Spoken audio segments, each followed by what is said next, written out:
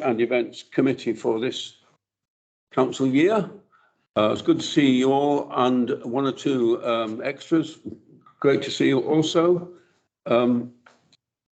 What I'd like to do, because most of us are fairly new to this committee, I think Carla and Matt, you're probably members before, is that right? But I'm not sure about anybody else. So we're mostly learning as we go along. So I'm going to ask first if David, our officer, will just say a word about what his role is so that you can be absolutely clear. It'll be a lot of information today, I think, and not too much hard decision making.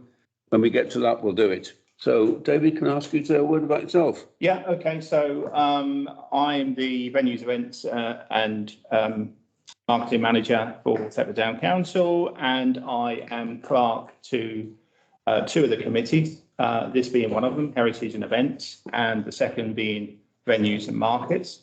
Both have changed their names this year slightly, but they still have the same fairly accurate responsibilities. In terms of this committee, the terms of reference, just to give you a little bit of purpose behind it, is that this committee has a duty annually to agree the town events programme. It does strive to support events and activities that educate, celebrate the town's history and heritage. It strives to protect, maintain and promote the use of the heritage buildings owned by Thetford Town Council. It agrees the civic policy that we abide by for the mayor and the councillors on those civic duties, and to deliver the council's civic calendar and strive to engage with like-minded towns across the world in terms of twinning and partnership. And you'll hear one of the items on tonight's agenda will talk about trying to have and explore links with the Ukraine. So that's our terms of reference in terms of this committee.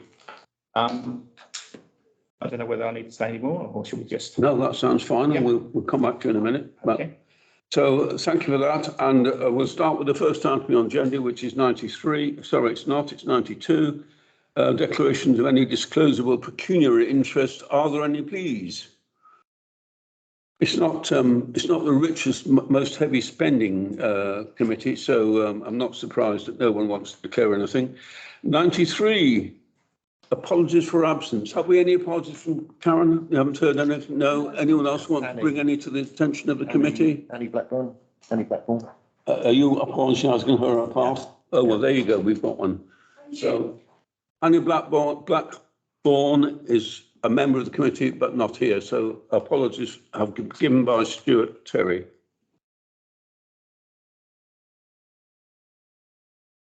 On to item 94, which is the minutes of the last meeting. And as I've said, most of us are new to this committee. In fact, I think there's only two here who were on it before.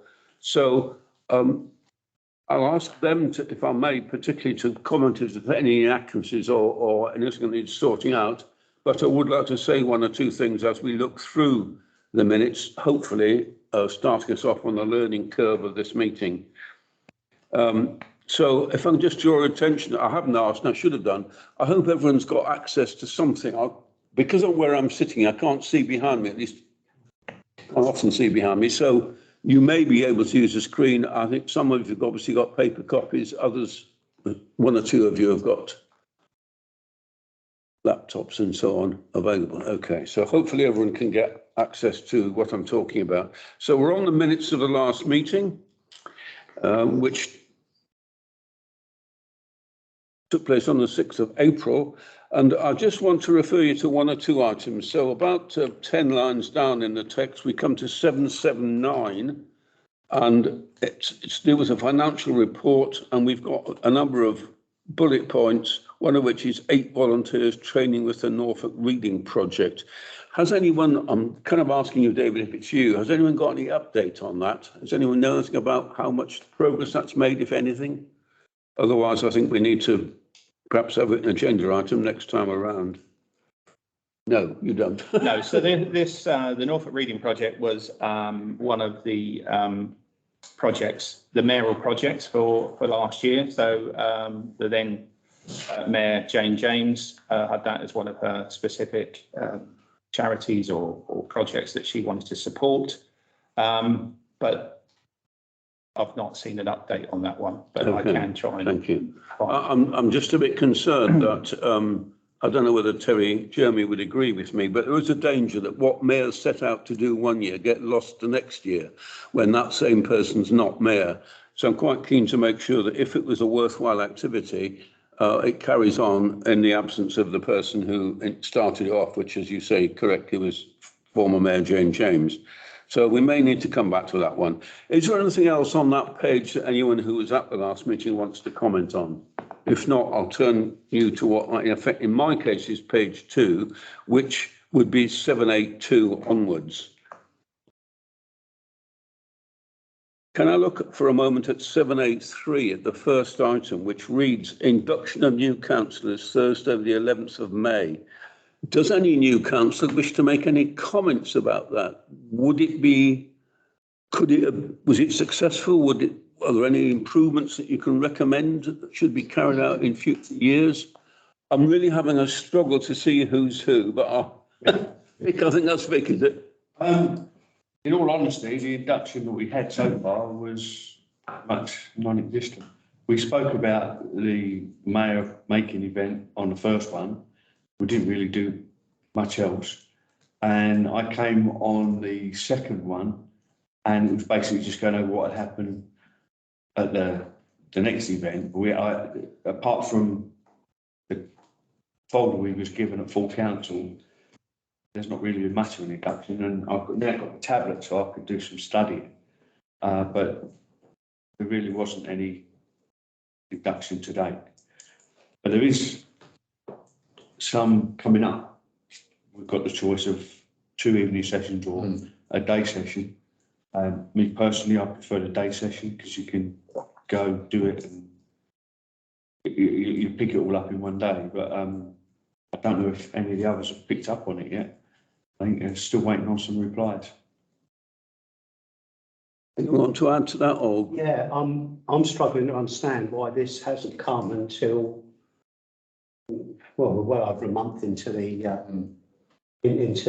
council, and it only seems to have happened because of a demand, really. The induction we had at Brecklin was excellent, very, very good, and it was reassuring. As a person who'd only been elected previously on a by-election, it was very good for me. In terms of what I've been offered by the town council, it's do nothing.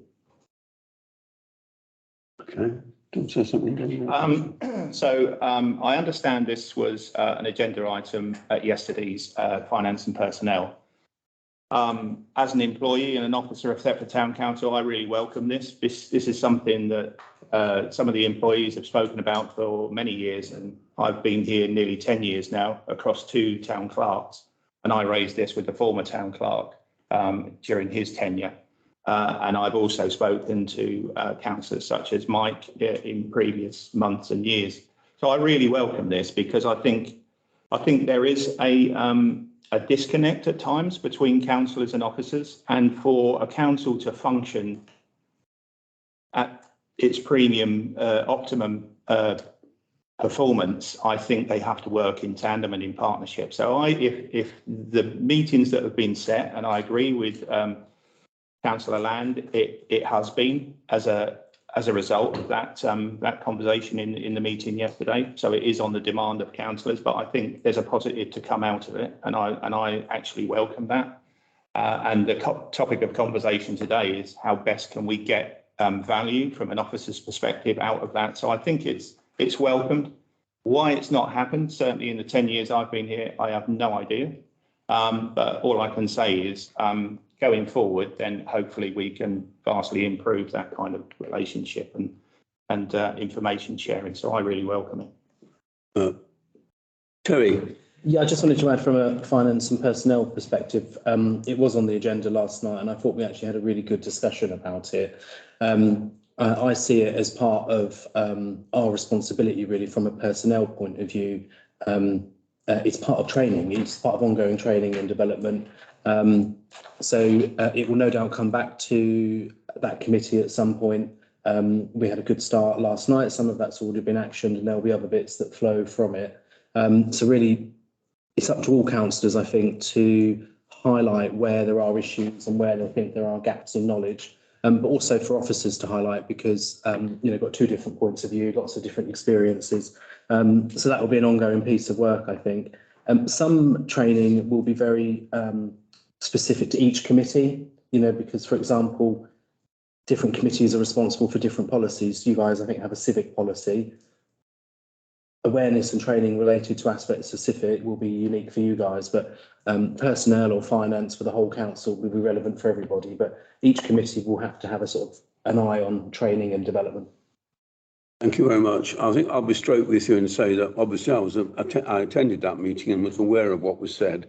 I really wanted the opportunity now to point out it's on our minutes, and we had an excuse to refer to it just to reinforce the importance of the issue. I think if as is clearly the case, if finance and personnel is picking that up and running with it, then I think the point's made. And unless anyone feels they've been missed out of the discussion, I suggest we moved on. But what we want to do is establish that it could be done better, and that finance and personnel is taking the responsibility. Are we happy to leave it there? Is that okay? Yeah. Thanks very much for that, everyone. So I've still got a bit more out of the old minutes. Again, moving to the next item, which is 784. The second bullet point says Thetford Town Council is privileged to have various bods as part of our heritage and history, which can be delivered on the national school curriculum. Just being a bit picky, does anyone know where that idea or phrase has come from? That we somehow have got Thomas Paine certainly, Dr. Minns maybe, and Princess Sophia no as a norm on the school curriculum. Has anyone, Matt, you can know? Is that not the year 6 local history? I believe that's good. Thank you. I would see it as coming in local history. I mean, I speak again with an interest, having been a head teacher and having been a history teacher. I'm very upset by what's happened to the school curriculum since then. We've devised in years gone by all sorts of good local history projects, and are stymied by a kind of takeover of education curriculum by central government, which I don't think has been a success. It's a political point with a small p, because it wasn't one party, it was both the big parties that did this.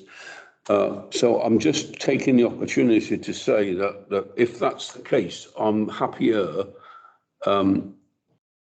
We do have a huge heritage, and bringing it to our young people is really important. If, however, it's left to the sixth form, my guess is that this is only those studying a specific subject, in which case the great majority of young people might miss out. So there's a bit of an issue there as to how we make sure that doesn't happen. And then secondly, if I can rush on a bit to the next bullet point, which is Market Town Initiative. It says Market Town Initiative supported the investment in local facilities for the residents. Is that something you feel is covered elsewhere in the agenda, David, or do we need to sort of... I mean, I don't think that's necessarily covered elsewhere in the agenda. So if you want to flesh it out a bit more, I'm happy to. If you would be willing to, I'd be grateful. Again, I'm thinking that really we're talking to a lot of us are new to the committee, and it may be a new issue. So the Market Town Initiative did support some of the improvements onto the marketplace. They're still on. Some of them are still ongoing. Some of them have got to be completed. I think it's probably a bit rich in its text when it says far-reaching consequences, but that may be poetic license there. But the Marketplace Initiative funded some of the new planters, the installation of some of the benches, the new gates have got to be installed to date. The electric feeder pillar is in, but it just now got to be installed with a meter to actually meter the use. But that's it. That's hopefully going to happen in the next few weeks as we've finally tracked down the right contact in our utility provider, which, believe me, is a challenge in itself. But we're getting there. But in respect of the MTI, that was agreed with the Brecon District Ward Councillors, Thetford Brecon District Ward Councillors of the time. So they rubber stamped the investment in the marketplace, and as I said, that's now coming to fruition. I'm sure people would say that the benches are really nice and they're all well used, and the planters are always commented on, but far-reaching consequences, I think. It's a little bit too. Right, thank you very much. Anyone wish to comment further on that item? I'll leave it hanging in the air if not. Okay, so I'll move on to item, and still on the agenda, on the minutes of the last meeting, to item 785, which is civil partnership. Just to draw your attention to the fact that this was discussed at the last meeting, and most of you won't have been at the last meeting, about a possible link with an area, is it called here, a town in Ukraine. I guess that there's been no further, I may be wrong and someone could correct me, that there's been no further development since this meeting took place in April. Is that wrong, or can anyone update us on that? Or I'm guessing we haven't done much about it. No one's saying that we have. Okay, so this remains slightly in the air. I think probably discussed by this full council. So this will be slightly touched on. Well, it will be touched on in a latter agenda item. Okay. Can I say I don't know how many councillors around this table were part of the previous heritage event. Only two. But if you attended that meeting, you'll be well aware that it was proposed by a councillor that's not on the council now, and those that were standing down from the council, so were knowingly not going to be here for this cohort this term, actually questioned whether we should even be making this decision, because it would have been inherited by the new committee. Mike and I have talked previously to this meeting, and we will touch on it later in one of the agenda items, in terms of twinning has like died a death in some respects. Yeah. But it's not to say that we shouldn't look to create wider partnerships, not necessarily full-blown formal twinning associations, because as we know, that ceased in Thetford a few years back. And the Ukraine was muted as one of those partnerships that we should get involved with. Now, we are developing an event that will support the Ukraine relief in August, on the Saturday, the 19th of August. Councillors will get invitations to that event very, very soon. We have a new Ukrainian recruit that works for us now called Alona, and she is taking this actual partnership on. But again, as I said, later in the agenda, we can revisit this and discuss whether it's the committee's commitment to continuing with that or not, because I think there was an expression at the previous committee that we shouldn't have gone through with that. That's correct, and I think it's just an opportunity for anyone to either agree with that or add to that if you wish to do so. Otherwise, we'll follow David's proposal. Okay, happy to leave that where it is. Okay, thank you very much indeed. One more extremely brief comment, which is in the next item, David, let's refer to electrics on the marketplace to be completed this week. Are we able to get that happen?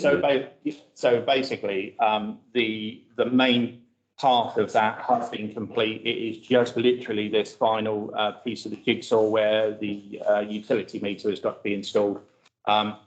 We are.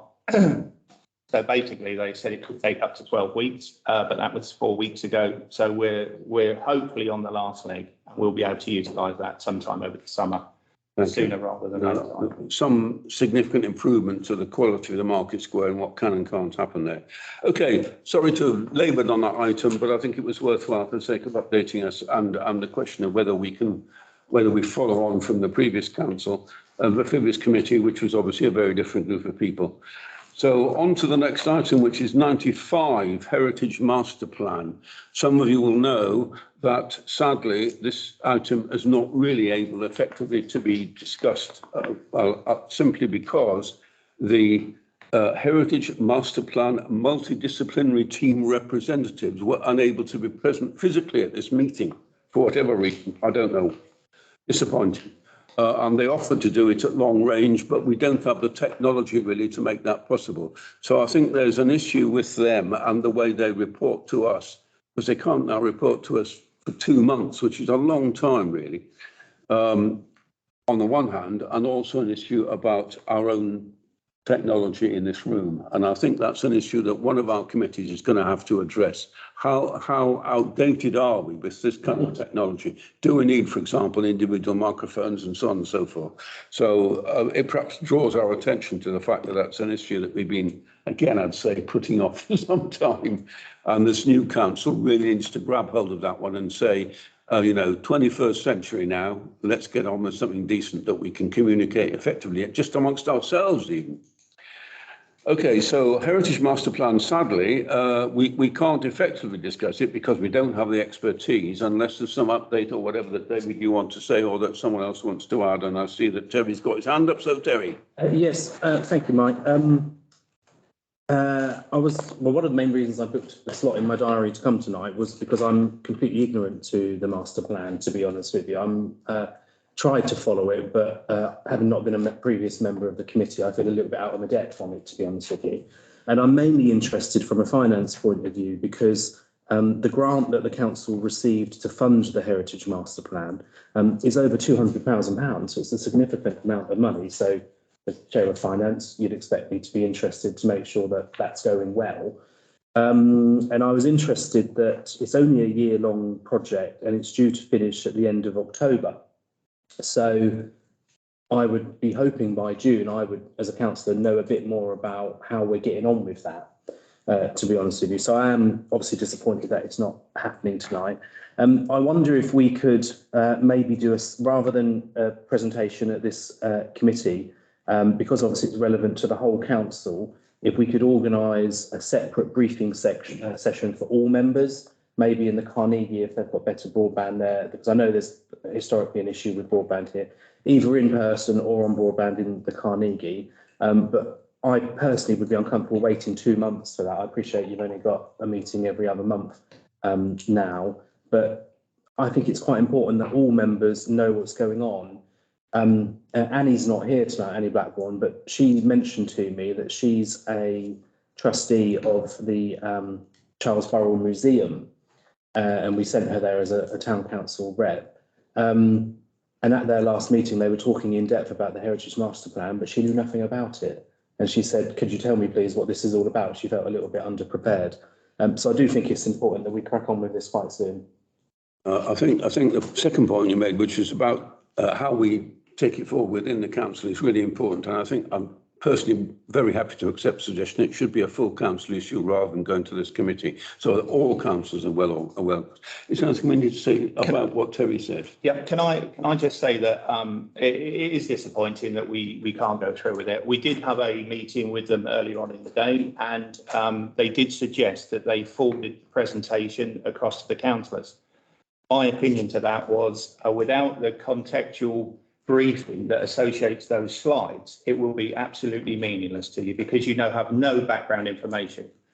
When you have Terry will probably know because he's got more experience maybe in funding, but when you have these big grants, you have to do periodic evaluation reports. And what I think we should do is, even though we can set up a meeting at the Carnegie or something like that, but I think I will speak to Emma and hopefully within the next couple of days, she can get a more substantial evaluation briefing report to councillors. So when you go into that meeting, that you will have at least some background information. It is, I think it's £240,000, the overall bid. So it is substantial. There is a very tight deadline, so we do have to move quickly. So there are going to be decisions that we need to make. And I think the 16th of August, which is our next Heritage and Events meeting, is going to be too far ahead to do that. So I'll go back and brief Emma Collins, who's the project lead for Tricolour, tomorrow, and hopefully she can get a report out to all councillors. We did go through some of the slides the other day, and I was a bit disappointed with the substance of the slides. I don't think they would have added too much, so I think she needs to go into a bit more detail. But the slides in isolation are not going to give you any information. So you're recommending to us that we have an evaluation report. Evaluation which is sent out, and then presumably, taking up Terry's point, we have an item on the town council agenda to follow that up. Is that right? I think Tuesday night might be too soon, but we can certainly get one within the next fortnight. Maybe the Carnegie or somewhere like that, where we can present remotely, which I think they're going to need to do at this stage. Okay, so it's a bit clear. Sorry, can I take Vic and then Carla? If we're going to do this in the next couple of weeks, I mean, I'm not available, and how do we get feedback after the event? Because I'm not even in the country for 2 weeks. And I'm aware that other people will be in the same situation in 3 weeks. So is there any way that we can get some feedback from that presentation if it comes ahead? Well, hopefully we can get a sort of a detailed report out, Vic, in the next few days. So even if you're gone, when you come back, you'll have something a little bit more substantial than just a set of slides. But then what you can do is you're more than welcome to come in individually and come in and speak to some of the officers. There's 3 officers involved in working with Tricolor, myself, Katie and Tina, and Alan, certainly on the finance aspects of that bid grant. So we're happy to do that. Carla? I was just going to ask for the secretary, the 240K is just 12 months, then it's expenditure, finishes in October, if I understood well. Can we know how far, let's just say with 60% or 70%, because the money is for the consultants, right, is for the whole. So I think 90,000. What's the core of the money before? Is for Tricolor to conduct the. Tricolor, I think Tricolor is £90,000 of that 240 for the consultants. Okay, so there is a substantial amount of money to deliver events and consultation events, meanwhile use events. They're talking about holding some micro events within St Peter's and King's House and the Guildhall and Charlesborough Museum. So how far, if you have to give me a percentage, how far along are we into the expenditure? Time versus money, value for money. How far along are we? I've got a feeling that they've got an extension to that October deadline because the conversation that we had today, they're talking about continuing some of these micro events well into that period. I don't think the finalised work will be finished until January, and then part of that bid is to part of that grant is to develop a bid for the bigger master plan fund. So I think we've got a little bit of an extension to it, but even so, we've still got a long way to go. Are those 90K the Tricolor is taking for the consultancy fees? Yeah. That bid that needs to come ahead already part of those 90K is already part of the plan, or is that a further cost that they will? No, that's for them and the architect. 90K covers all of that, right? Yeah. Okay. And some of the master plan team are not. So some of them are architects, some of them are structural engineers. So they've been doing condition surveys in some of the heritage buildings that we've got. So that part of it is already complete. My concern is that the part there is actually allocated to events. Most people go away on August. And if the deadline was October, I said, we have a whole lot of events to do. Well, some of the events that they were talking about were actually going to be delivered in October. We've got some during the summer, but some of them, they were talking about an event that they were going to deliver in October, which was going to be one of the final events to mop up some of the consultation feedback. They've carried out several consultation events. One thing that they were disappointed with is the number of respondents to that consultation feedback. It's literally barely over 100, which is pretty poor. So I know they're going to do a lot more activity to try and beef that up. Actually, so I've been contacted by one of the people involved in Tricolor to get a bit of a feedback information, because I have the links with the Portuguese community and whatnot to get that element into the plan and get a bit of feedback from those groups into the plan, which is fair enough that they reached out. They're going to meet with me to talk about that.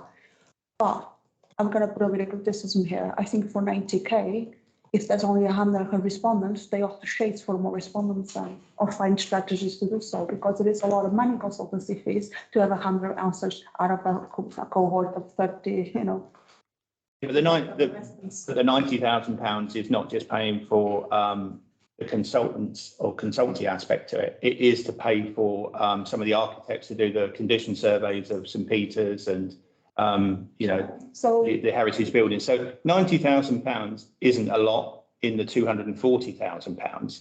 What you should be looking at is the £150,000 that's actually dedicated to doing events and micro events within the buildings. How far in the 150K Yeah. spent Yeah, until now? very little.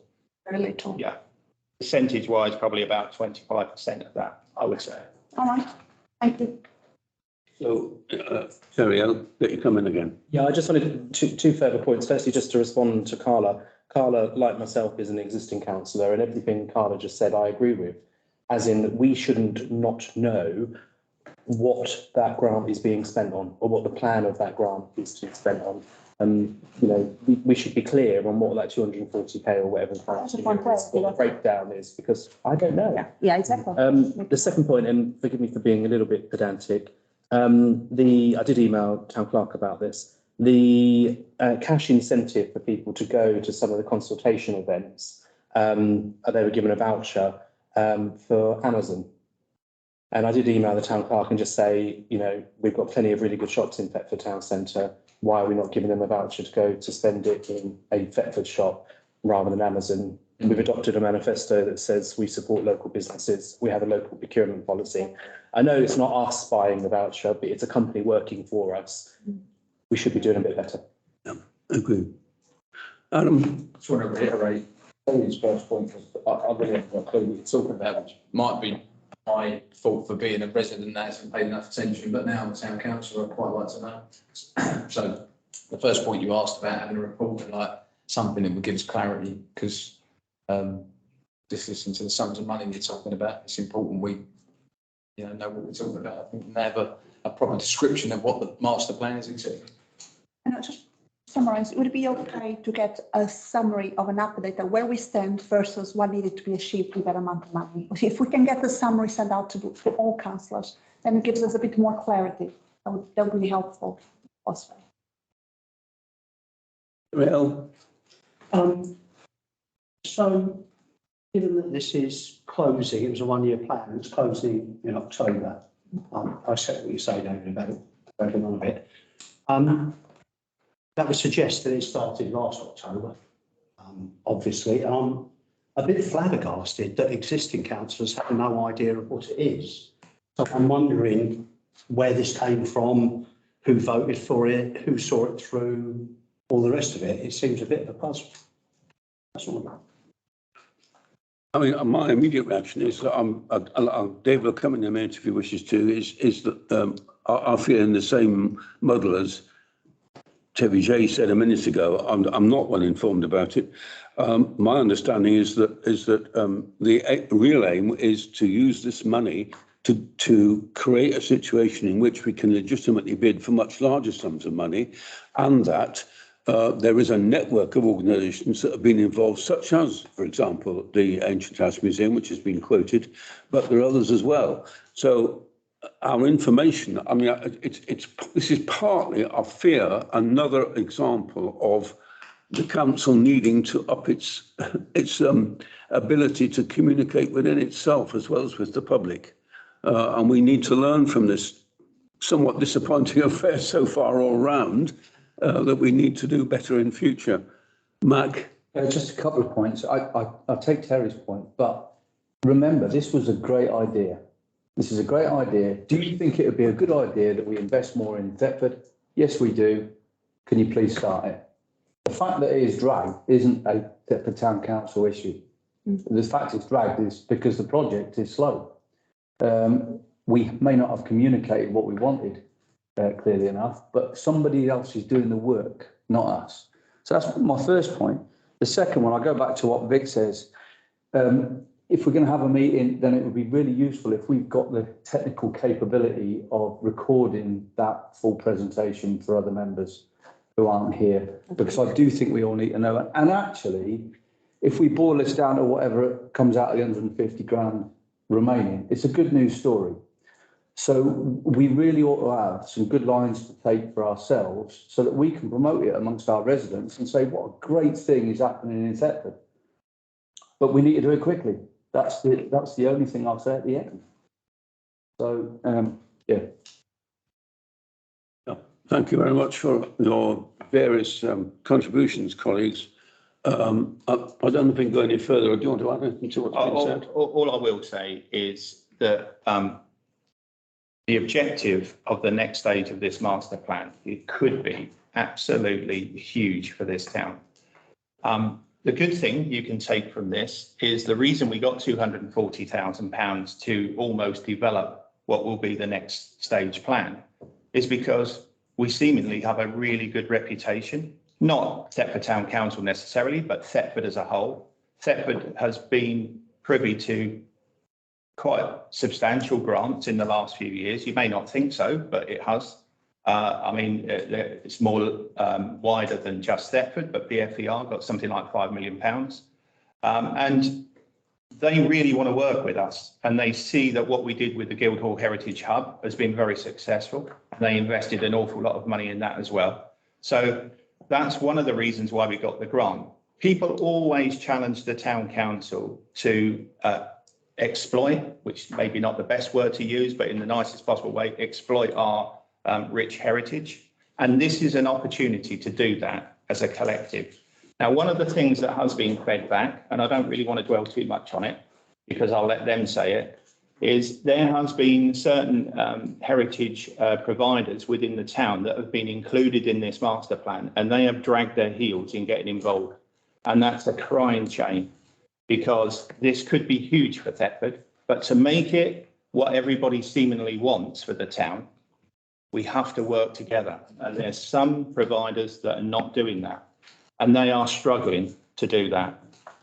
Now, one of the things that we should do is ensure that our councillors are up to speed with everything so they can fight our battles as well with those particular providers, because they're going to miss out. And in fact, it might be a reason why we miss out as a town, and that would be a real shame. Gary? If it is huge, why do I know nothing about it? Well, can I just say, Terry, that for those councillors who have been councillors in the previous cohort, I will say that it's a bit unfair to say that you don't know. If you don't know, then you've not read the information that's been provided. This bid is not in the remit of this committee where it was originally brought to. It's not something that this committee could have resolved, so it would have gone to full council. It would have been discussed by a completely different council, I grant you. Paperwork would have been there. There may be other questions that needed to be asked. We should have presented it to the wider councillors. And it's certainly something we have to do because we have at least 13 brand new councillors, and those 13 councillors need to be updated very, very quickly. I was speaking as a civilian, actually. Well, to be honest, I mean, as a civilian, you can't be privy to stuff that's not actual. Yes, to be honest, Terry, they have done some work. They haven't done anything for their money. They've done several consultation events. Whether people have actually filled in the feedback form and sent it in is by the by. They would have spoken to a lot of people. There is a thing of consultation fatigue in this town. We have lots of consultation events, and we did pre-warn them about that. They've got to be a lot more innovative in how they engage with the people to try and get the right information from them. But they've talked to an awful lot of people. They've come to several of our big events where there's been a great footfall at those events. So whether they've actually engaged with physically filling in the information, I think a lot of people will know what we're trying to do. But it's whether some of the other heritage providers want to buy into it as well. That's my personal opinion. We're moving around a bit, but I have Matt and then Carla. Sorry, Carla, it's Matt first. Okay. Two things. One, I do have to agree with that. I like to think of myself as a semi-intelligent person, but nigh on all of this does not make sense to me at all. I have absolutely no idea what most of that report said. The reports I've read, the reports are attached. I genuinely don't get what this is. So I do think, as you say, we are new councillors. Please don't be afraid to dumb it down. I will appreciate a dumbed down version by Matt. But the second point is, you mentioned that people have been dragging their feet and X, Y, Z and businesses out. Are we failing as a council to not police them? Or is Tricolour failing to chase these people? Are we failing? They're not failing. Believe me, they're not failing to chase them. Okay. They're trying to engage with them, and they're hitting a brick wall in some respect. It's not. And to be honest, there are individual heritage providers that would really be resistant to the town council to try and, in their opinion, take control of how they deliver their heritage offer. So I think we have to be very careful how we manage it. I mean, there's another agenda item in this meeting talking about volunteer teams. I have no idea how you're going to solve that one, because in my opinion, to make sure this works, I think the town council should take a greater input into it. And there are at least 2 museums that are struggling badly in terms of volunteer support. And I think that's a lead we should take. And I think that's where Mike's agenda item comes from. How we actually develop and introduce that without upsetting them and becoming big bad brother, I do not know, because I know firsthand, and Tricolor are finding this, people are resistant in us, in their opinion, taking over.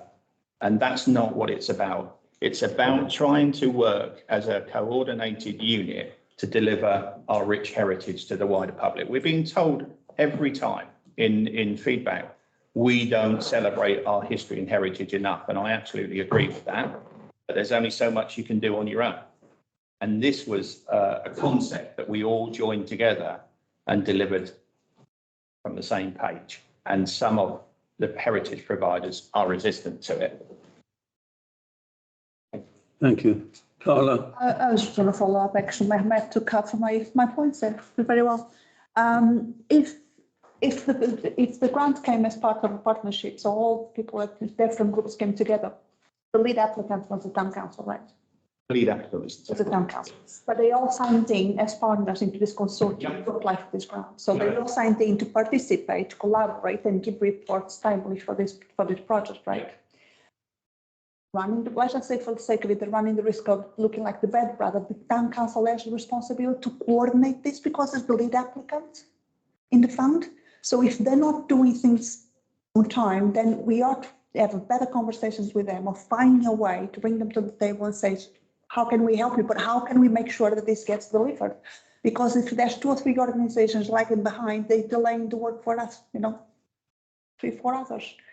I'm just thinking there's got to be a better way to bring the ones that are struggling on board. If we offer support to work alongside them, because they are part of the application, but the lead applicant is us as a council.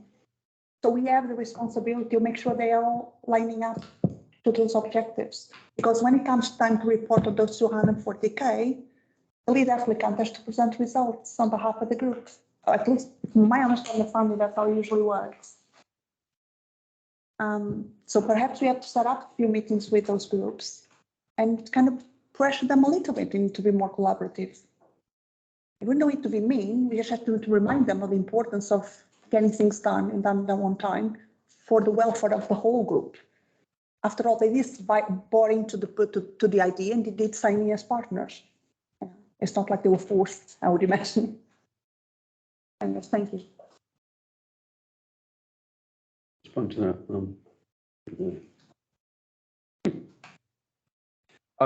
I'm loath to leave the subject there because I feel that we are underestimating the importance of this issue. I very much hope that we would have an opportunity not just to listen to the people who are going to come tonight, but to actually question them about it. And maybe we'd all have gone away a great deal more informed. I think what you've got so far is a rather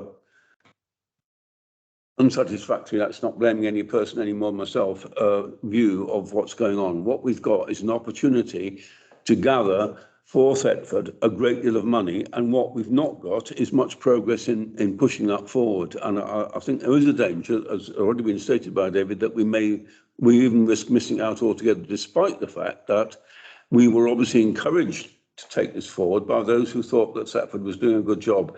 And we need to find a way of unlocking the issues. I'm not convinced that leaving it there is very satisfactory, but I haven't really, on the spur of the moment, got much of an idea as to how we do it otherwise. So unless anyone can help out, can we leave that standing? But we accept that it's really important that we don't lose sight of this really significant issue. There is an opportunity to bid for large sums of money to bring that money into Thetford, and I'd be very upset if we missed it because we hadn't tried hard enough, or because we couldn't get on with the museums or whoever, or because the museums don't trust the town council. It may be a question of a personal approach to them. I, for one, would be happy to try that, but it obviously needs very delicate handling. There are people there who don't trust us, it would appear. Unless anyone can take it forward in some brilliant flash of forward thinking, I'm going to stop there, but we all need to go away with the feeling that this is a really big issue. We need to find a way forward. Sparkle then, please, Ron. We do have town council representative on each of these committees. That's true. So we've only recently allocated a new committee member at the first town. Sorry, when you say committees, do you mean Of the museum committees, Yeah, of yeah. individual committees. Yeah. So that would be our first point, I think, wouldn't it, to brief each town councillor who is on each of those committees to take those points to those committees, I would suggest. That's a good idea. I think it's a chancy one to leave it on its own as the only idea. Yeah. Terry? I think Ron's point is very valid, and it comes back to the point about communication, because I'm the Norfolk County Council rep on the Breckland Area Museums Committee, and tomorrow I'm at County Hall all day, unfortunately, and one of my jobs tomorrow is to interview the head of Norfolk Museum Service for a job. If I'd have known there were issues, I would say, what's going on? Because actually this is really important to Thetford, but we've got to use the resources that we've got, and one of those resources is councillors. Can I just ask one more? Please do. Right. To clarify about the expenditure of the fund, of the budget. So there's £150,000 pot of money to spend. We're a quarter of the way through spending it. We've got a third of a year left of the where we can spend the money. Is it a use it or lose it situation if we don't spend all of that money by October or somewhere around about October? As I say, I think that's been extended, but it's still only going to be extended by 3 months. So we've still only got 6 months to spend that. There are plans to deliver several events that will take some of that money. So it is being spent, but they do have to spend it quickly. You're right.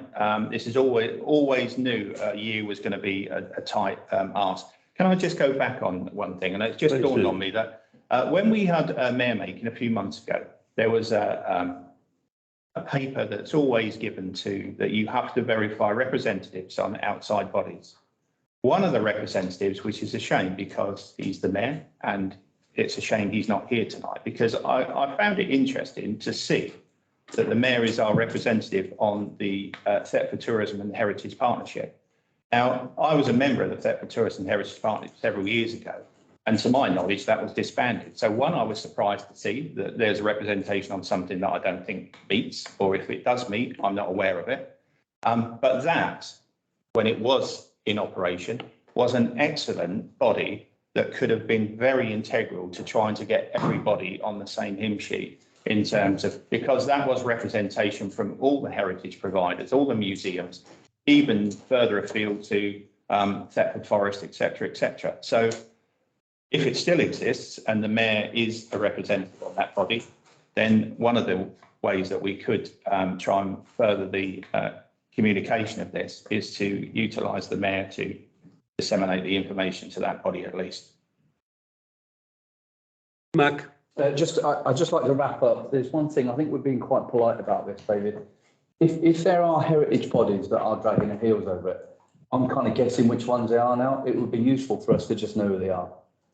Dispassionately, you know, just so that we know there's a bit of a problem there. And then collectively, every time we engage with that particular body, we can encourage them along. Because, you know, I don't know what you mean. Okay. I mean, to be honest, if the Heritage Master Plan team were here today, I know for a fact that they would have delivered this in their presentation. So let's be upfront about it. There's two extremes in the two bodies that are not engaging with us. One is in dire need of support, and I can't understand why they're not, unless it's an inexperience within that organisation that can't do it. And that's the Charles Borough Museum. They are absolutely desperate to have this kind of support that the eventual project will be able to provide for those kind of museums. The other one is an accredited museum, and it's our only accredited museum, and that's the Ancient House Museum. Even though they are party to all of the meetings, they have been spoken to by Tripler on numerous occasions. They never come back with the information that's required for them to be totally involved. We're trying to get their feedback in how they would like to shape the eventual bid. And it was conveyed to us in the meeting earlier today that they are struggling to get any response from the team at Ancient House Museum. They would have said that, so I'm not really talking out of turn. But that's something that we need to address, because this bid still might happen, but is it going to happen the way we want it without our biggest and the only accredited museum, and one that can play a massive part in global appeal, but has been silly enough not to engage because they would have benefited by the volunteer team support, etc., etc. Ludicrous to me. The ones that are in some way controlled by the town council. So it's St Peter's, it's the Guildhall, it's King's House, and I know that's the Stanleyport Trust, but we have an involvement with them. But we have other businesses that will support what we eventually looking to try and suggest to councillors to agree for St Peter's to be used as a heritage skills centre. And that's something that a lot of partners are willing to engage with, and some of our local businesses are. And that's one of the areas that there will be a micro project event to engage with some of the businesses to do some of those heritage skills training within, maybe not St Peter's because we've got issues with the fabric of the building, but certainly as a pathway to doing that, to make sure that there's a role for that within the town. So honestly, it's a huge, I mean, you know. That's really helpful for me, David. Thank you, knowing that background. Thank you.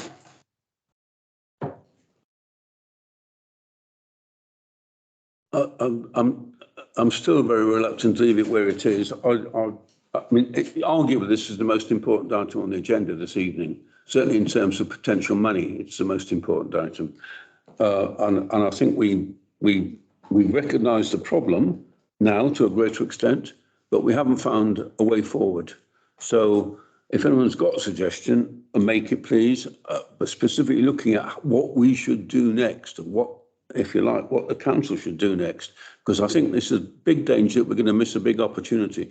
I mean, one option for us is just to say we will create a temporary subcommittee, if you like to call it that, of people who will be charged, perhaps 3 members who will be charged to take it forward in some way, which may mean simply making sure all councillors know the full goes on the agenda of the next full council and so on and so forth.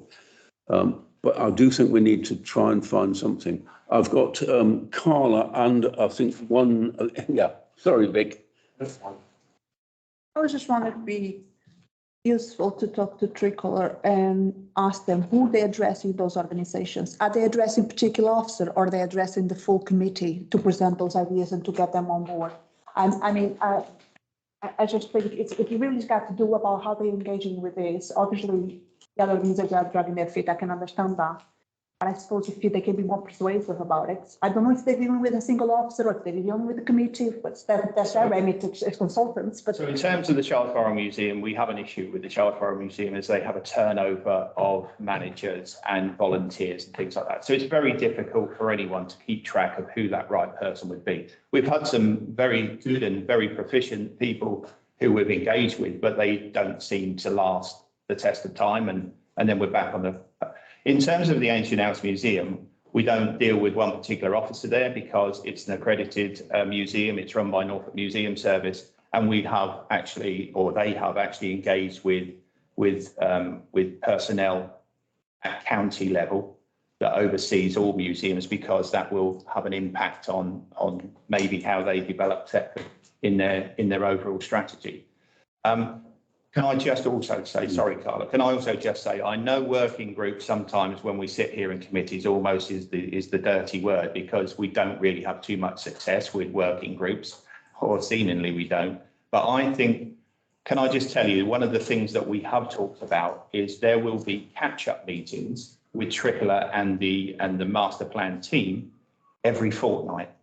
So if you did have a I think we better use the word subcommittee rather than a working group, but a subcommittee, they would be party to that. And actually, councillors could then be involved in that quick succession of developing, you know, what we're going to do. So it wouldn't just be left up to officers. They only usually talk to us in those catch-up meetings, but certainly us is councillors, not just officers. So I think that would be really useful. But I know that in 2 weeks' time, we've got another meeting. I'm on holiday. But so there are other officers in that meeting, and I think that's important for council to be part of that, if people have got the time and commitment to do it. I agree, I think. Vic, do you want to add anything to that? Personally, I think the first logical step is that we as a group on this committee have some clarity.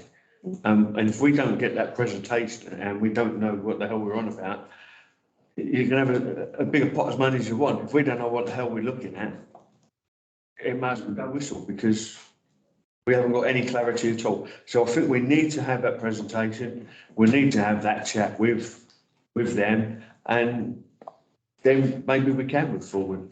But otherwise, it moves forward without us. Have we got as an action point now, David's suggestion about investigating what the status is of the Thetford Tourism Heritage Partnership? Is that now on the action points to go forward? It certainly can be. What's the status of it? Does it need Active, yeah. reactivating? And is that going to be the driving force for coordination between these groups? On our behalf, that sounds like something that might be worthwhile looking into. I'm always concerned that this committee meets once every 2 months, and to say, oh, we'll do that at the next meeting is an awful long delay, isn't it?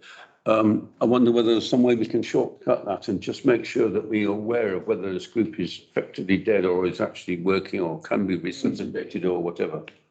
But action points are not just aligned to the next meeting. If you set an action point and the officer has to action that point, then once he's got the answer, you know, there's things called emails. We can email the results to the committee. So really, I mean, you'll be updated and we just ratify that. So you're kindly kind of volunteering that if we ask you to, that will be action fairly swiftly. My first port of call will be the Well, that'd be helpful, David. Thank you. Thanks for that, Ron. We need to go back to the wider issue. Is there anyone who's interested in being on a, what was your preferred phrase, subcommittee? It's your phrase. We're not seeing a lot of enthusiasm to pick us up and go with it. I'd be interested in being on it, but we need. I would be run involved. quick. Sorry, one at a time, Mac. We need to be on. I'm interested in being on it, but I'm just worried that we're going to delay and it's not going to be quick enough. Yeah. So is a subcommittee the plan that it would be involved in all the meetings that's going on through town council? And I think the first thing is we would say, can you attend a meeting in a fortnight? You said it was. what dates? Date and time, please. So is it exactly like a fortnight yesterday or It's fortnight today. fortnight today? Okay, I've got time. It's 1 o'clock.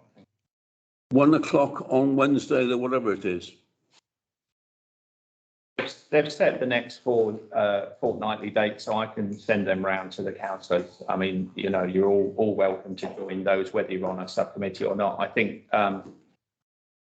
Matt is probably right in some respects, but what Terry also proposed, Chair, is that we would have this presentation quite early. So if the presentation, as Vic says, if the presentation comes within the next fortnight, you'll all get presented with the facts, you'll have a better understanding of what it is, and then it's not to say that you wouldn't still be interested in joining the subcommittee, but there's more context to having the subcommittee after that. Okay.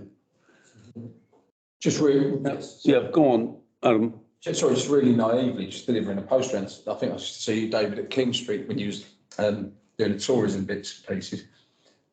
Just really naively from an outside point of view, I presume it's town council, it's just to to represent and raise the standard of community living and etc. And get any sort of obvious opportunities are there in the town. And I'm sitting there thinking, I don't understand the whole, we don't want a town council to take over the debate. And I know it's historical and political, whatever it might be, but for us to engage with them, like the Ancient House Museum, whatever it might be, I just don't understand why that's just so difficult to do as a town council and encourage them to see, and just have blatant sort of, I might be being naive, I understand, but I'm sitting again, I wouldn't understand why we couldn't have a subcommittee, having a meeting with the committee of the Ancient House Museum and just really just give them like, you know, we need to encourage you to do this for these reasons and it's an opportunity. It might be, am I being too naive? It just seems like such a no-brainer to me. It's like for the whole of the town. It's just such a... It seems simple, but as Mike mentioned, if I may, is that it's tricky sometimes when you're talking to other committees because they look at you as the council and they look at you like somewhat as wanting to, I think using David's words, have a degree of control over the situation. Would that be correct? But also what you've got to remember is that the Ancient House is one of, I don't know, 7 museums within the county of Norfolk, and it's run by the Norfolk Museum Service. So if they're engaging with, and no disrespect, the officers at the Ancient House Museum are brilliant, you know, they deliver a fantastic job, but they are not making those strategic decisions, and maybe we're not talking, or Triglav are not talking to high enough up. I mean, for me, if we could pull this off, when Norfolk do their evaluation of cuts and things like that, and they look at those 7 museums, Thetford would never come into the equation because we are such a powerful heritage player within the county. You wouldn't dream of closing down Ancient House Museum because we draw so many visitors, etc., etc. That's my take. It may be simplistic, it may be idealistic, I don't know, but that's just my take on it. I can't understand why people wouldn't want to do this. So are they resting on their laurels a little bit on that basis? I can't speak for them. I don't know, but they, you know, I mean, maybe we're talking to the wrong people. And again, you know, I think Terry's right. You know, Terry's a Norfolk County Council councillor. He's on the museum service, and we have had past councillors. We need that representation higher up to make sure they know what's happening in Thetford. Let me put it bluntly, I think that Tricolour has 90k of incentives to reach out to the right committee and the right people to make the decisions. That's why I asked, are they dealing with an officer or are they dealing with committees or the entity above them that runs the museum? So that's the difference. Yeah. Go directly to the decision makers rather than talking to local officers. If there's an authority that oversees the museums, they should be talking directly with that committee, presenting to them committee in the same way they should, but they didn't present today to us. Make sure they're on board with it. And that's one of the, you know, that's one of the things that I know this current cohort of councillors have got a big priority on, which is communication. And communicate. If we're going to be successful, we have to improve our bottom up communication, because you guys, otherwise, That's right. you're only going to be in the know every fortnight, every 2 months, and that's not good enough. Yeah. So we need to find ways we can disseminate that information quickly. We all come into contact with members of the public and they all come up with some good ideas. Okay, so what we've got so far, am I right to say, is we will have a report from the Heritage Master Plan people, and we do have the opportunity as members of this committee to attend the activity. Is it a meeting or is it done in a fortnight? So it's a Teams meeting, but if you came into the town council, I mean, if it's a Teams meeting, there's no reason why any councillor can't actually join in. Yeah. So that may make it easier in a sense. You've got Wi-Fi when you're going on holiday, don't you? I'm reluctant to say yet again, I'm not very convinced I've managed to get you very far on this, but we've certainly spent the time, and I think we have some slight raise of progress. So unless anyone wants to feel there's any point, any stone not be unturned, I'm going to suggest we move on. Could I just ask for Karen's clarity, please? Just to reiterate the action point. So the action point is for me to have a conversation with the mayor in terms of the status of the Tourism and Heritage Partnership, and also to instigate a meeting with Tricklaw within the next 14 days to do a presentation to councillors, not just this committee, but the full town council, about the overview of the master plan. And then we can sort out a subcommittee going from there. We've got 2 action points there. Are you happy with those? Yep. Okay. I think I'm going to say, let's call a halt there. It's not brilliant, but it's maybe a little bit of progress. At least we're all of us, hopefully, around this table are now aware of the importance of this issue. So can I move us on, please, to item 96, which is the financial report, which you should have had access to. I hope you have. And very straightforward. Are there any comments or anyone wish to make any suggestions, proposals according to that?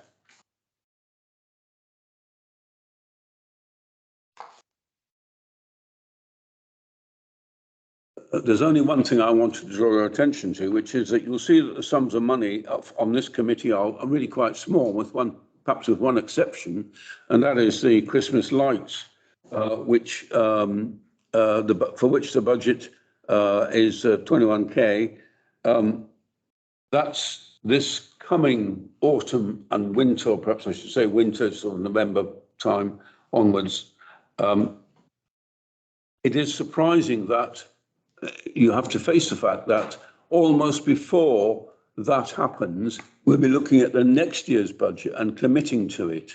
And what I'm anxious to say to you as members of this committee is, since it's our responsibility, we need to be in a position pretty early on, maybe as early as, we say, early December, to say, yes, we like this enough to continue in 2024-5, or there's a better way of spending the money, or we need to spend more or less money. So there's a decision to be made later in the year, I think, about whether we continue with this kind of expenditure beyond the existing year, when obviously we're committed to it for this coming, the present year running into 2024. So just leave that with you as a thought, that we need to be thinking in a few months' time, do we like what we're getting? Are we getting value for money? Can we do better? Do we want to abandon it? Do we want to strengthen it?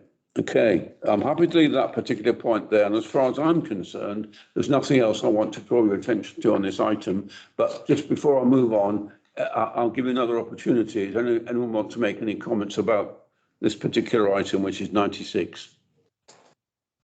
Not seeing any, so I'll rush you on to 97.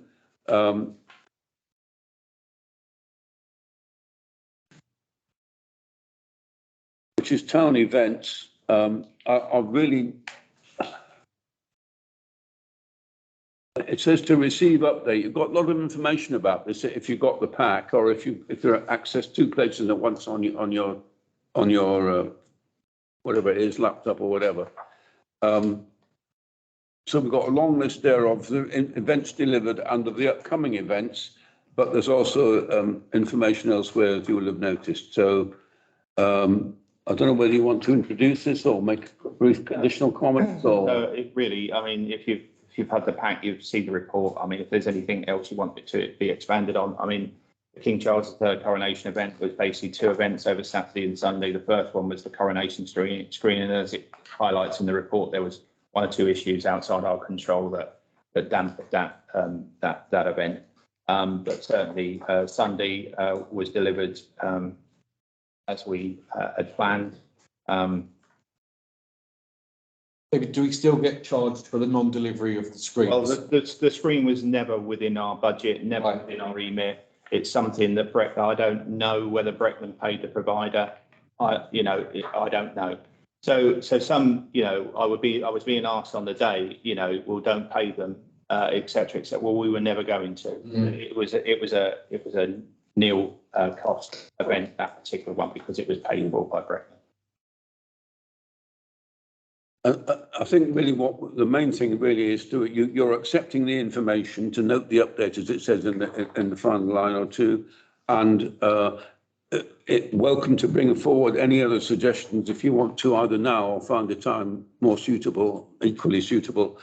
So just pause for a moment before I move on to the next item. One small piece of feedback. Yes, please. The conclusion of the coronation event regarding the removal of bunting around the town seems a little bit slapdash, because there is still bits of bunting flapping around.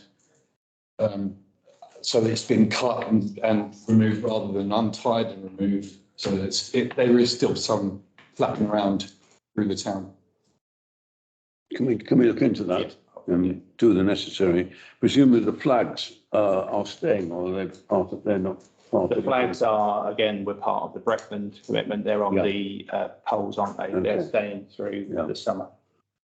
Yeah, thanks for that. Yes, please. I like the list of events, but it does seem that we're aiming it at the community as to attend, but we don't seem to have a lot of community involvement. There doesn't seem to be any like sports clubs. I know Stuart's mentioned this in our chats. We've got sports clubs up and down the town. Never seem to get involved in community events. The schools, we don't seem to include them in community events. Wouldn't it be sort of prudent to try and bring, because if you bring them in, you've automatically got people that are going to come in as well.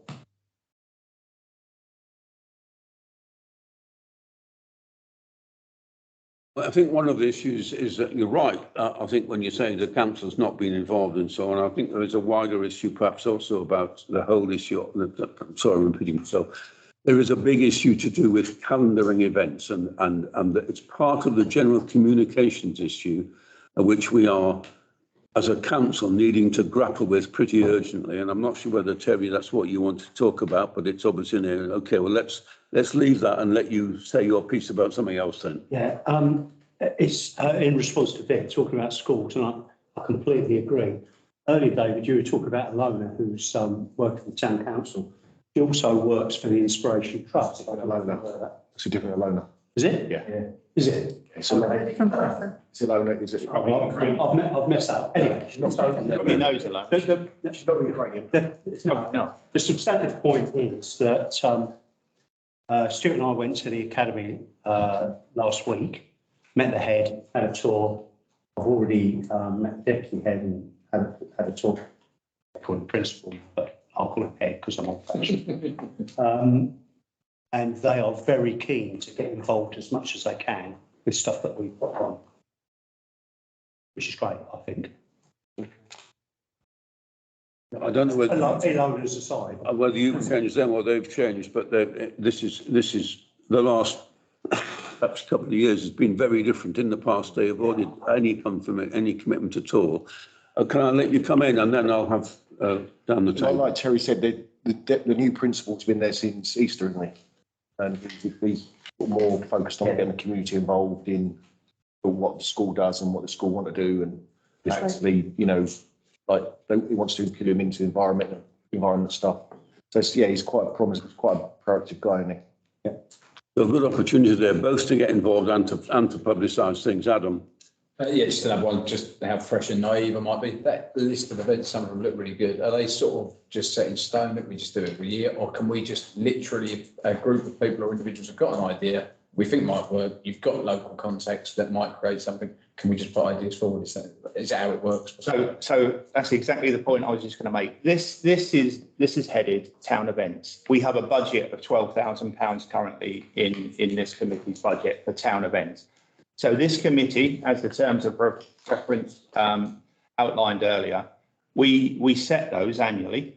There are a couple of additions, and I've spoken to Councillor Land about this. One of the proposals that the Labour group made within their pledges was to resurrect the night markets.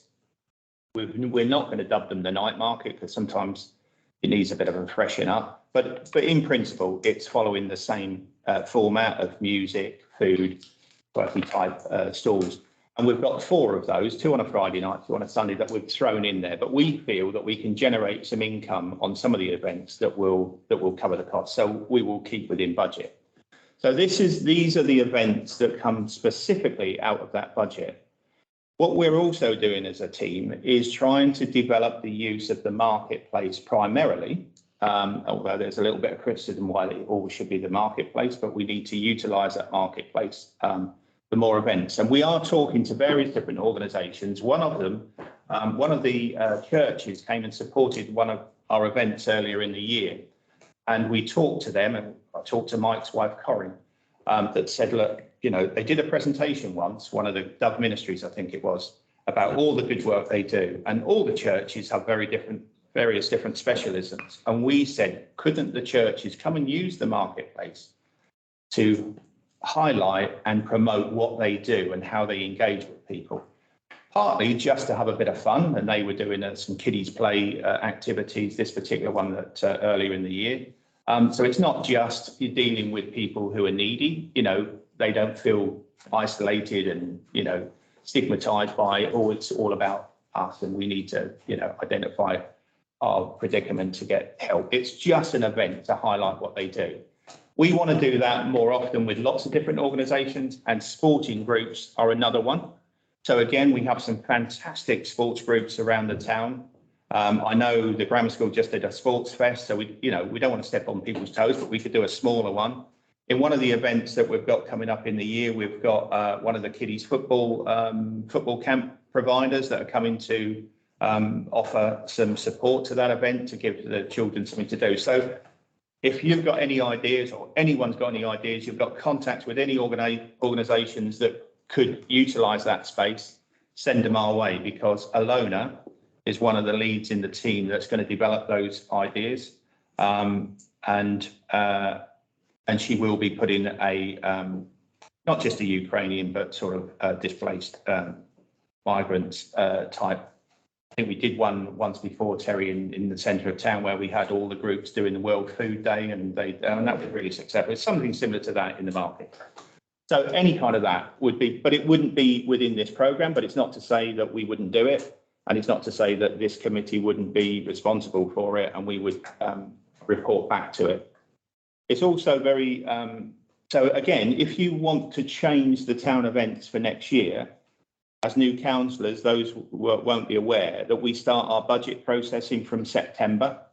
So again, if we want to change that budget allocation for next year, upward or downward, and put together a different kind of programme, we need to start that process in September. So again, yes, we can do those kind of things, Adam, but to change this, it is really set in stone to a degree for this year, those kind of events. We will deliver those kind of events. And if we want to change that for next year, we need to start thinking about what and how much, when and where, from September onwards. So that's something that you need. So we have one more meeting before that, the August meeting, and then we're into budget, beginning of budget planning. And we have to have the budget set by the end of the year, which is. Vic, are you coming back on this issue? It's just one thing as well.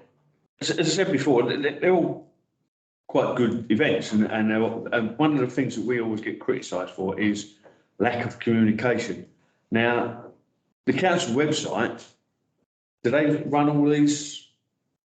I'll be honest, if I'm honest, I don't go on the council website because it's like, but if we could develop the website that this can all be accessed so that people can see like a poster, what's going on here, what's going on there and all that, then it's better advertised.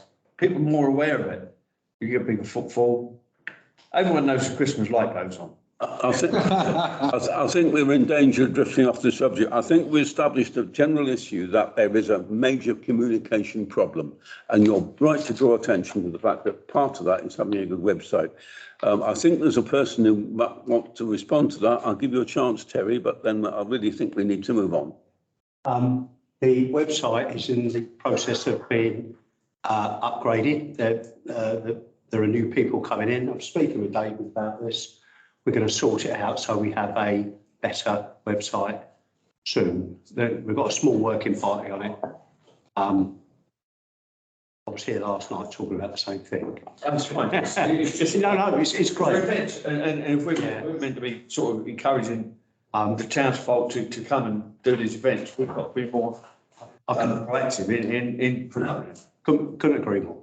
It's not really this committee's responsibility. The reason I'm mentioning it at all is the fact that we want to stress to everyone concerned the whole issue of the importance of communications. Terry J, did you want to come back? Yeah, I just had a couple of points. Firstly, just to say thank you, whoever wrote this report, David, I assume, for picking up the points about litter and rubbish from the Whitsun weekend. I can't remember where that was raised. It might have been full council. But I'm really glad that we're acting on that because I think that was a bugbear. I wondered if there was an opportunity to have sort of volunteer litter pickers on the day of the next event, because it's coming back in August, isn't it? Just so there's some people present actually litter picking as well as emptying the actual bins, just to, this is our showcase. There was people in Thetford that hadn't been there for a long while, and we want it to look its best, essentially, is what I'm getting at. So if we had the ability to incorporate that, then I think that would be good. And also, when we're doing big events, I think it's really important that we try as hard as we can to engage with existing traders in the town centre. I know there's a bit of that goes on, but one would hope that they would need to put on extra staff, or at least just open up, and that would be good. Some of these events are at times when they wouldn't be open. For example, a lot of shops don't open on a Sunday, so we want to give them the opportunity to do that, because ultimately we put events on to feel good factor, but also to support local businesses and to encourage people into the town centre. So it's important we sort of join all the dots up there. And similarly with our existing market traders. So, if we got, it's obvious on the Friday and the Sunday when the last food event was at Continental Market was on, but it just sort of, looked great when the existing market was part of it, and I'm sure they did better as a result. So, joining all those dots up would be really useful. I won't go into publicity because you're quite right, it comes under a different committee, but I've actually written it down 3 times because publicity is absolutely key to all of these events. I've just had a quick look on our website actually to see what's there, and these ones aren't, but publicity is really important. I'll make the point at marketing and comms, but posters and banners in the town centre, I think actually are really, lots of our events are in the town centre.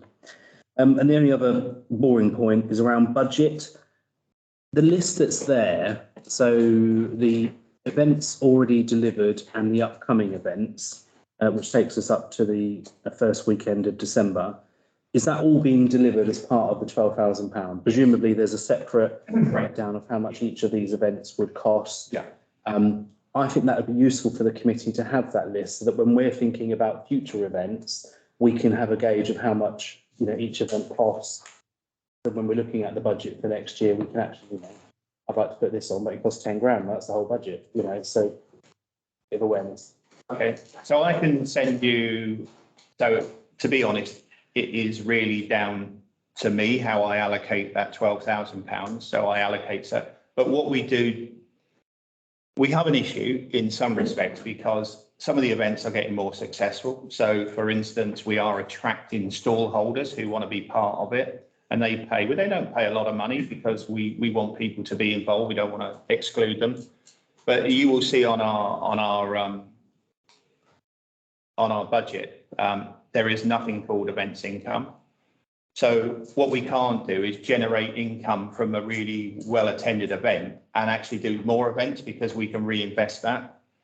It just goes into the ether, the big black hole. And I'm not saying it doesn't pay for lots of great stuff in and around the town, but it certainly doesn't allow us to be more aggressive and innovative in terms of additional events. So that's something we might want to readdress next year in the budget. We did have a follow-up meeting. It's our second follow-up meeting with the events company that came in and brought the Continental Market.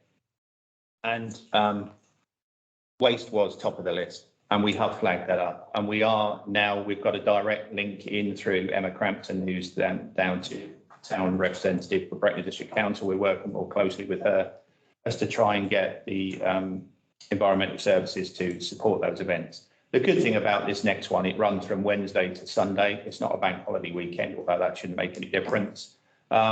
So waste collections will be a lot easier to manage through that.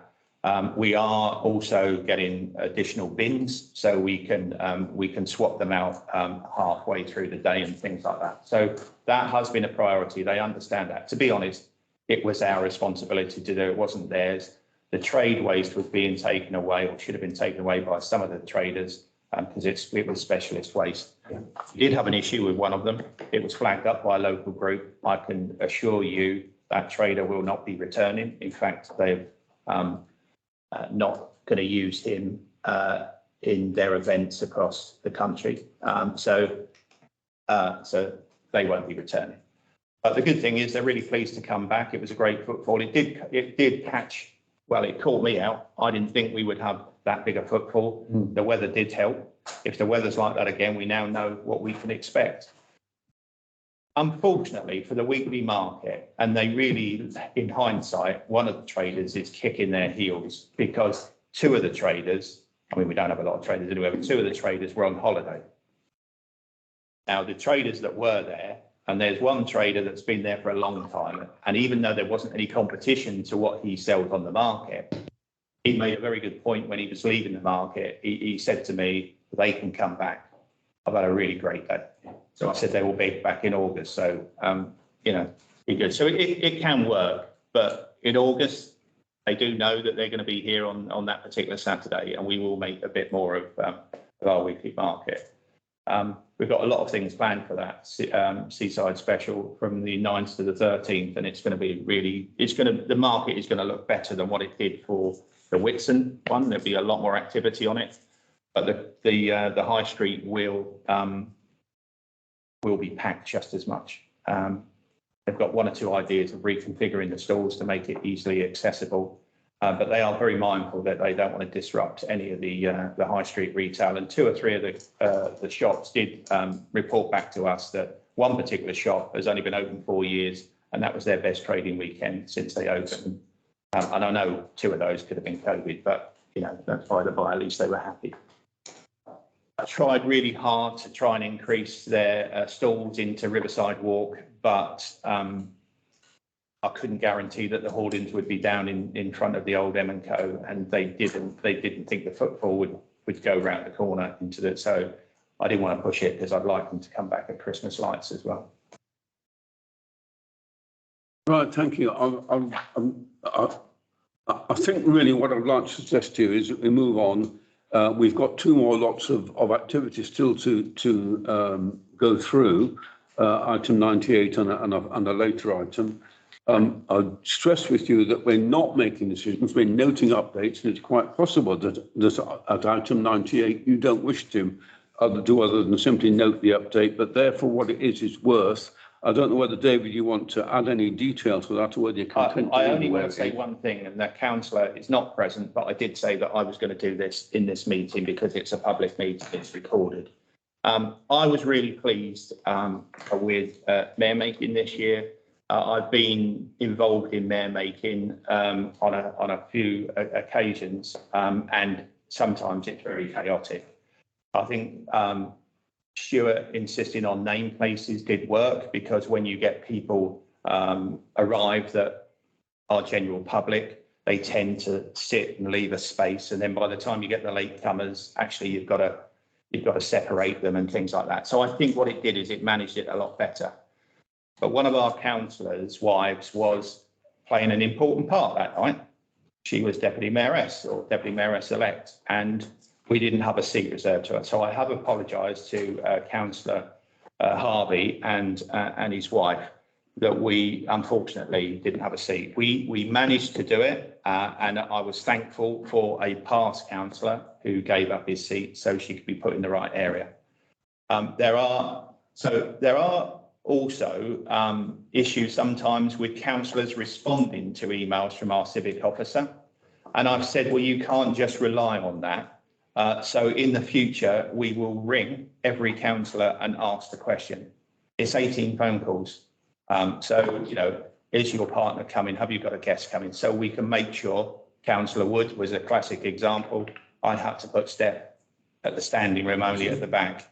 And it's something that, but she couldn't assume that you were all bringing partners, because we could have left quite a few seats that were, unvacant. But a simple phone call could have resolved that. So I do apologise, and I have apologised to Chris. He didn't want me to do this, but I think it was right to do so. We're going to put that right. Okay, thank you very much. Are we happy to, with the items having been covered, colleagues? And just lovely to see some nods. So A, that proves you're awake, and B, you're agreeing. So can we move on to 99, which is the Civic Links Partnership? Now, this is the follow-up to the item on the agenda that we, on the minutes that we dealt with earlier. I mean, I'd be bold enough to say that we have the option of saying this is all a mistake and we don't want it. But as it stands, what you're asked to do is to find a way forward. So we have the possibility of a new partnership link with Ukraine. I think David's already made the point that we have in the past had very successful partnership links with places in France, Germany, the Netherlands, and Poland. I personally, for example, have visited all those places. I've had visitors from those places staying in my home. But it's years ago, and the twinning organisation itself no longer exists. The town separate from the town council doesn't exist anymore.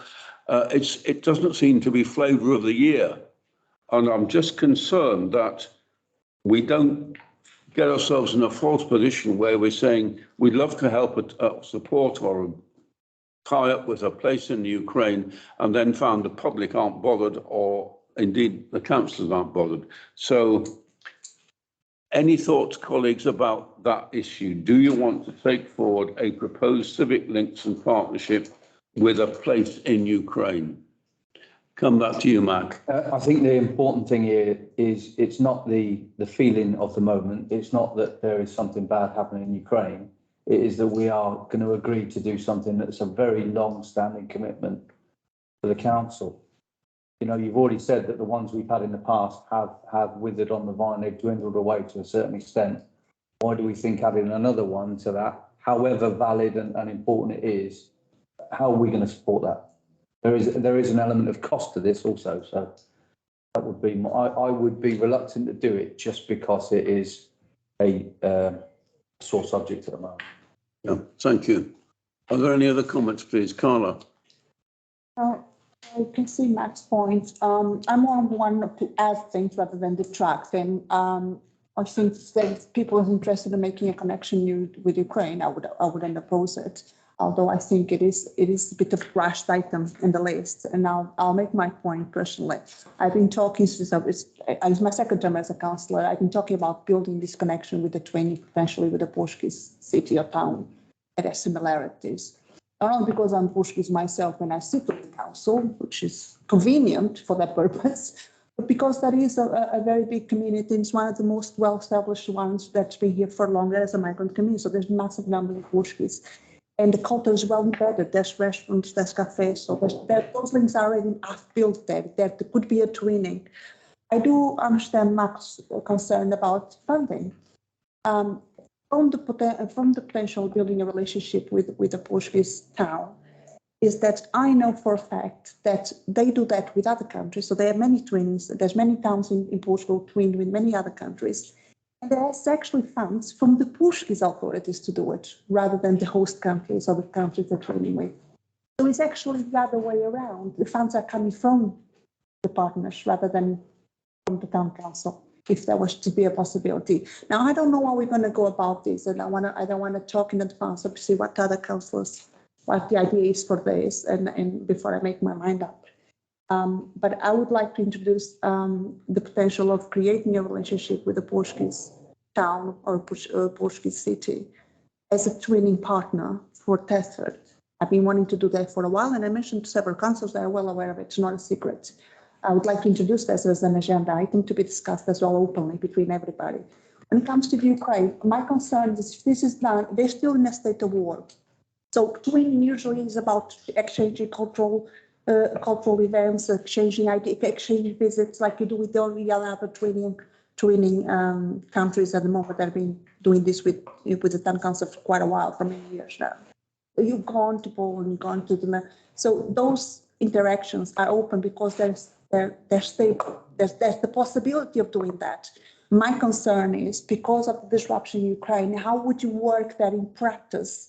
I know you have Ilona, which is an asset in the community, in the town council. The town is an officer, and she's got all those access, like similarly to me with the Portuguese community.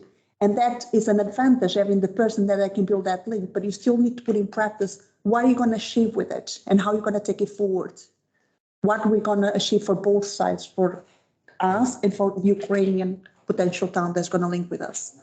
So I'm not sure I would go all the way into a full-fledged twinning with Ukraine, but certainly a partnership. I'm more for it now. I can see the value in it, but that's just my leave it open to other councillors. Okay. Thank you for that. I've got Terry Land and then I've got Matt. I'd sort of echo your point. As I understand it, and you know, I'm old enough to remember when everybody did have twin towns. It sort of faded because it was seen as little more than a jolly for whoever was being sort of fated. You know, with austerity and all the rest of it came a reluctance to spend money on that sort of stuff. So I think it kind of depends on what we're going to do in how we would approach this. If it's a twin, then no. If it's some sort of link, then maybe, but I'm not sure how ready the town is to spend money on this. Thank you. Matt.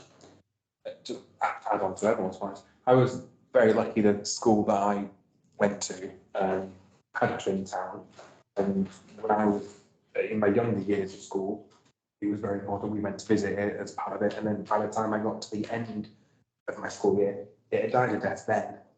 And we're talking, obviously, I know we have, I went to school a while ago, it died a death then.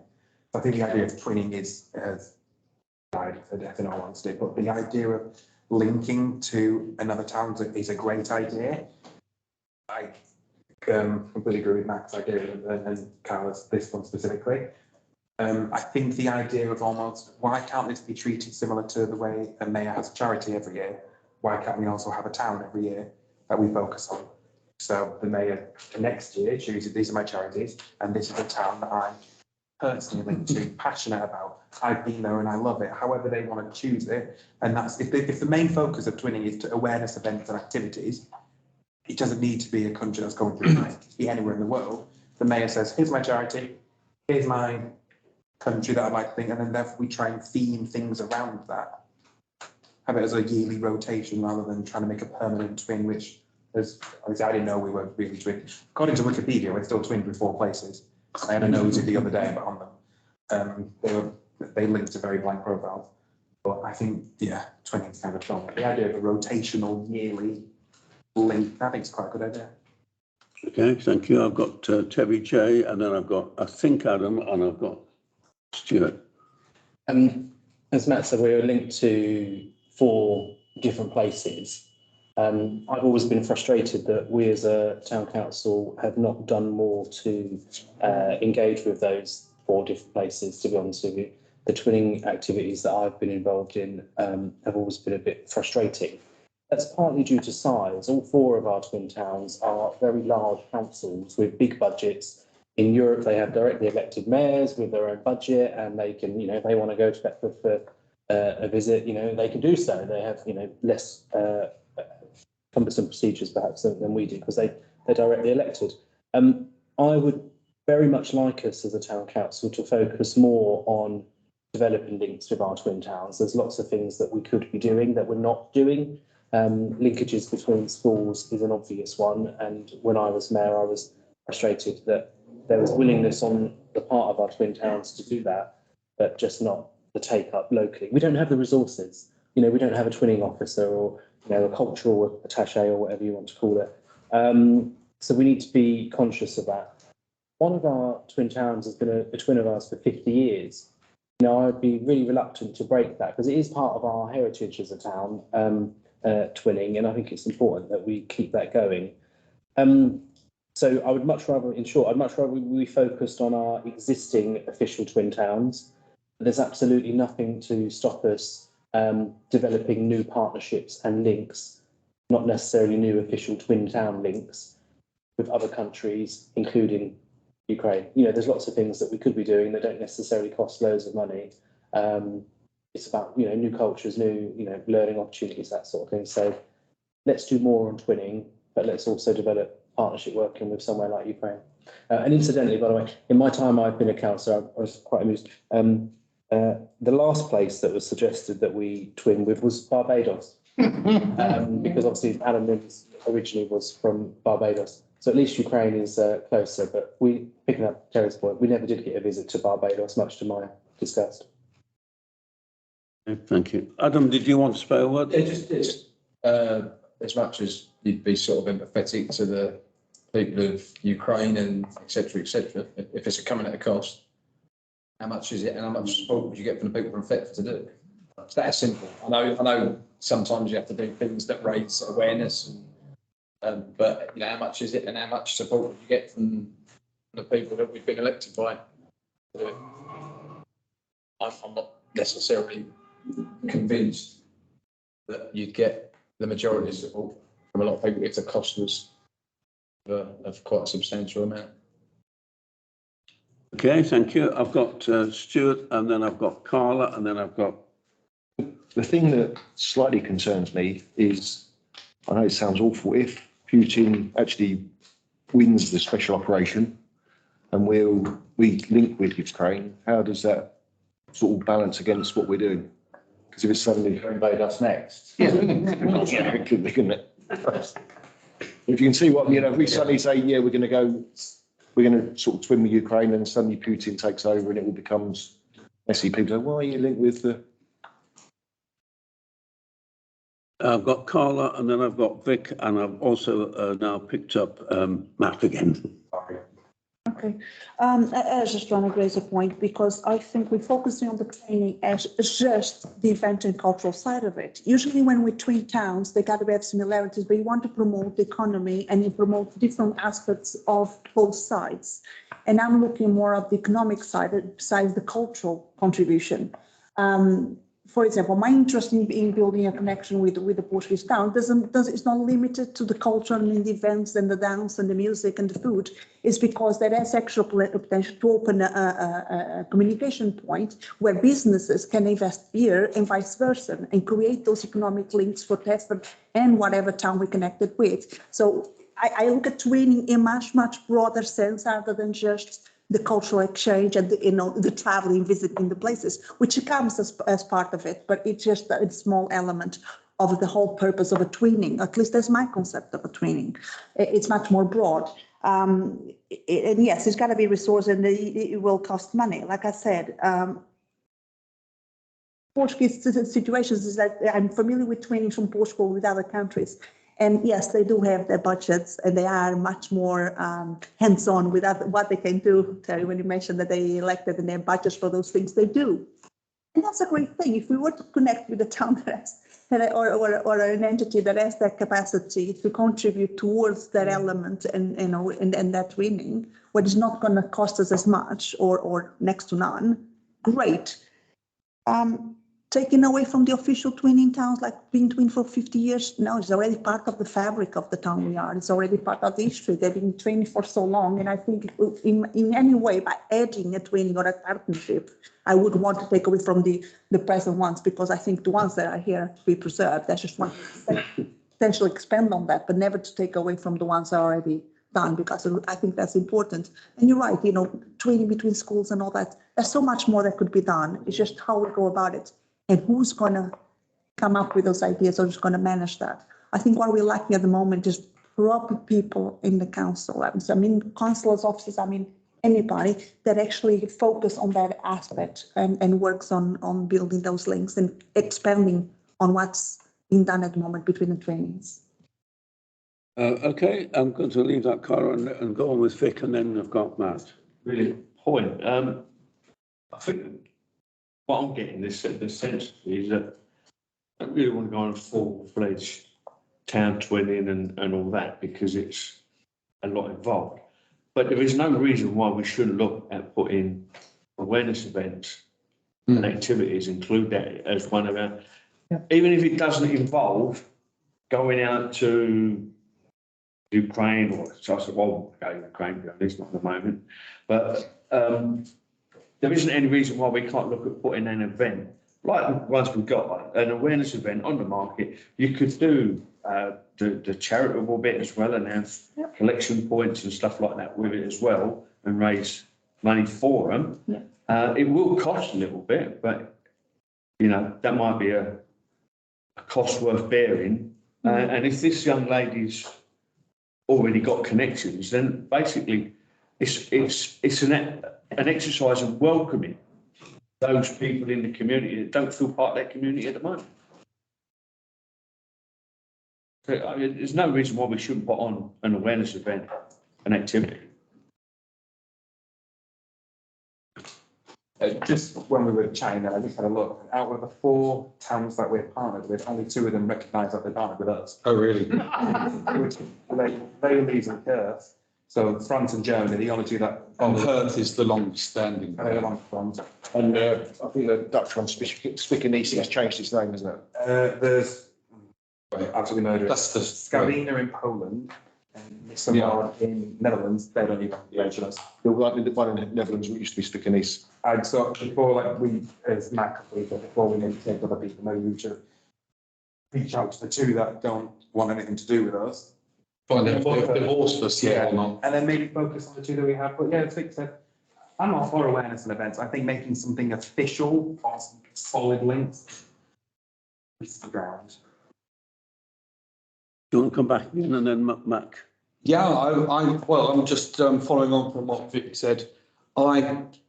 In my mind, as we're talking, I was very much along the lines of maybe suggesting morphing the idea of twinning with the Ukrainian place into turning it into a Ukraine Day or something like that, something non-committal, a one-off, and that recognises support for their plight without a long-term commitment.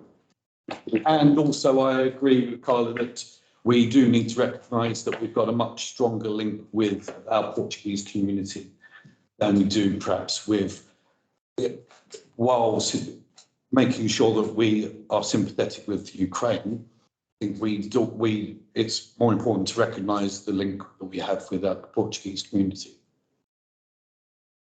Right, thank you. That's food for thought there. And Mac, I think you were. I'm just going to kind of try and finish this off with a point of what twinning is. It was only developed after the Second World War for France, Germany and England to exchange, countries that had suffered during that particular war so that they could exchange values and rebuild those relationships. That was what it was for. The reason it's dying off is because we're long past all that. So, the very fact that we're using the term twinning, which, isn't really valid in the case of Ukraine, we empathise with them and the rest of it. And actually, Carla's point about having business links and, cultural links with something that's very big in the town already is great. But I don't think that looks like twinning. That's something that's, for me, is in the past. Friendship towns, can you? Yeah, whatever. I think around the table, I mean, I must say I'm amazed that everyone's had a go. I saw this as an item when I'd catch up on the time. Just shows how much I know, doesn't it? So we're looking at really saying we don't want twinning. We're clear about that. We certainly want to consider the idea of some kind of looser activity or relationship. I mean, I think Ron's suggestion about a Ukraine Day, for example, could be a runner. I think the point you throw in there about the Portuguese communities is just a running sore, in my opinion. We should really have done much more in the past, and that's maybe something we should be thinking of putting right in the medium term. Can I suggest that we effectively say to the full council, we recommend to you that you consider having a Ukraine-based activity, perhaps a Ukraine Day, to bring forward cultural awareness and awareness of the problems faced, and that we look at some further activity if that seems to be successful. I'm a bit reluctant to commit to some kind of formal twinning without, I think, having some evidence that the public are very much interested. As has been so often said, and I think you put the point very well, Mac, It had a wonderful purpose when it began, and the Dutch joined in, of course, as well. The reason why the Poles joined in later was totally different. This was a newly independent state, and they wanted to push themselves into the world scene. And the central government put money to Scardina to help out, as indeed I think the Hurt probably gained money from the central German government. That's not the situation we're in now. It really is very different. So I'm kind of feeling that we should leave this as awareness events and activity. Yes, we're saying that's we're happy with that, but it's a limited duration, a limited commitment. Are we happy to leave it there? Is that the sense of the meeting? I would just comment on that we're talking about cultural days or awareness days or whatever you want to call it. We've already got something like that happening. Iona's trying to organise a football event in support of Ukraine. No, and on the back of that war, we've got a huge influx of Norwegians coming into the town. So they're in now. They've taken over all but 3 bedrooms of the Thomas Paine. They are taking over 60 bedrooms out of the Travelodge, and they're going to be here till next October. So, we've got a massive influx of people coming in, doing stuff, which is for Ukraine. There's no reason why we can't sort of latch onto bits of that and support it. And that's all. Okay, thank you. Very quickly. Want to add to that, Paula? Just very quickly to add on. Sorry, Carla. Very quickly to add on to Max said, they will be here until October. There's 4 military teams that are here to train Ukrainian military, whatever.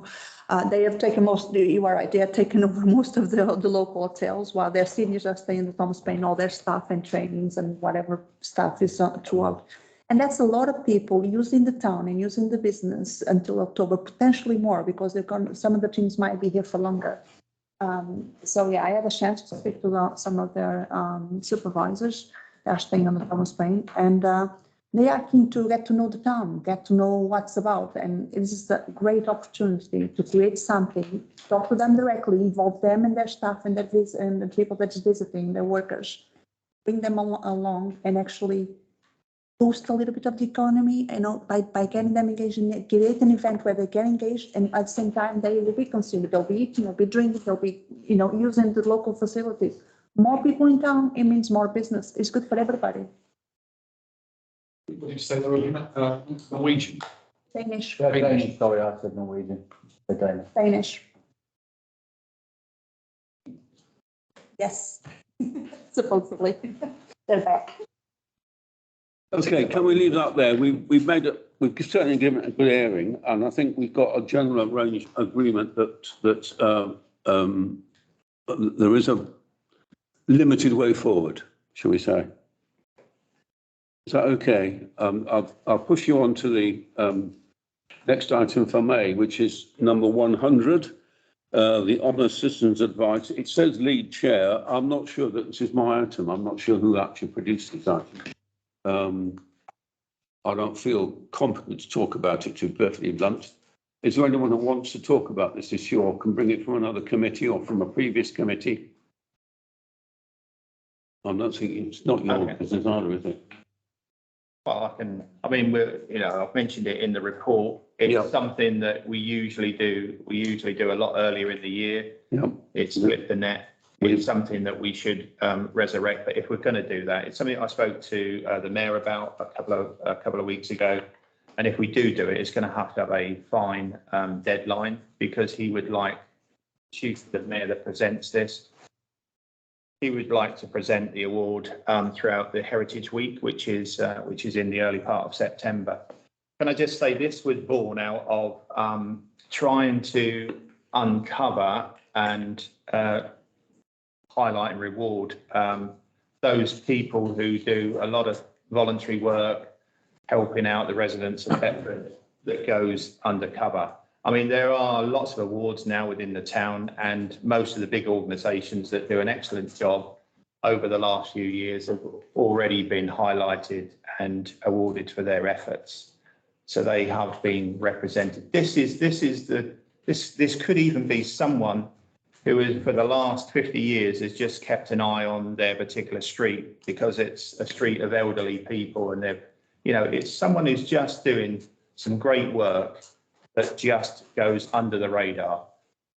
In the past, we've had one of the local pastors that has worked across various different voluntary settings. He's done some fantastic work and he was one of the first recipients. There was another young lad that was bullied at school and then took it beyond and helped out lots of people who were bullied in the same situation and got some great recognition for his work. I must admit, it's not a very big budget that we give. We haven't really made enough of them when they've been awarded this. I mean, if you look on the website, you'll see no recognition of anything that they've done. So it's something that we do need to highlight in the new website when we get it ready. I think we should really push the fact that it's not those people that we see every week in the newspapers, on social media, that clean our streets and our rivers and all the rest of it. They are absolutely lauded for their good work. These are just the run-of-the-mill people that probably don't even want the recognition, but they deserve it. So we have a junior one and a senior honoured citizen award. I think we should just cut the age groups and just say, let's honour one person. We had a struggle to get a junior representative 2 years ago. We can make more of that person. We can put them on a roll of honour on the website if we develop that. So that's just my thoughts. Okay, thank you very much. Yes, please. Personally, I think it's a fair idea. You can never get too much recognition for people that are volunteering on a regular basis and doing it under the radar. You can never do that. As far as the point, well, we don't really get a lot of junior ones. Well, you could always hold that as a. If you're saying, well, we'll only give one, if there's two deserving cases, there's no reason why we can't. They're not getting any monetary reward. They're not getting any major freedom of the town or anything like that. It's just a recognition of what they're doing. So if we do get two deserving cases, there's no reason why we can't give two awards. Yeah, Budget allows two awards. To be honest, it's only a frame certificate. It's pretty poor, really. But I mean, yeah, we can. I'm aware that there's the Tara Awards in the town as well, and then you've got the ones that his name, Thomas Payne, that they seem to Buy those ones. do one. See, there's a point on this.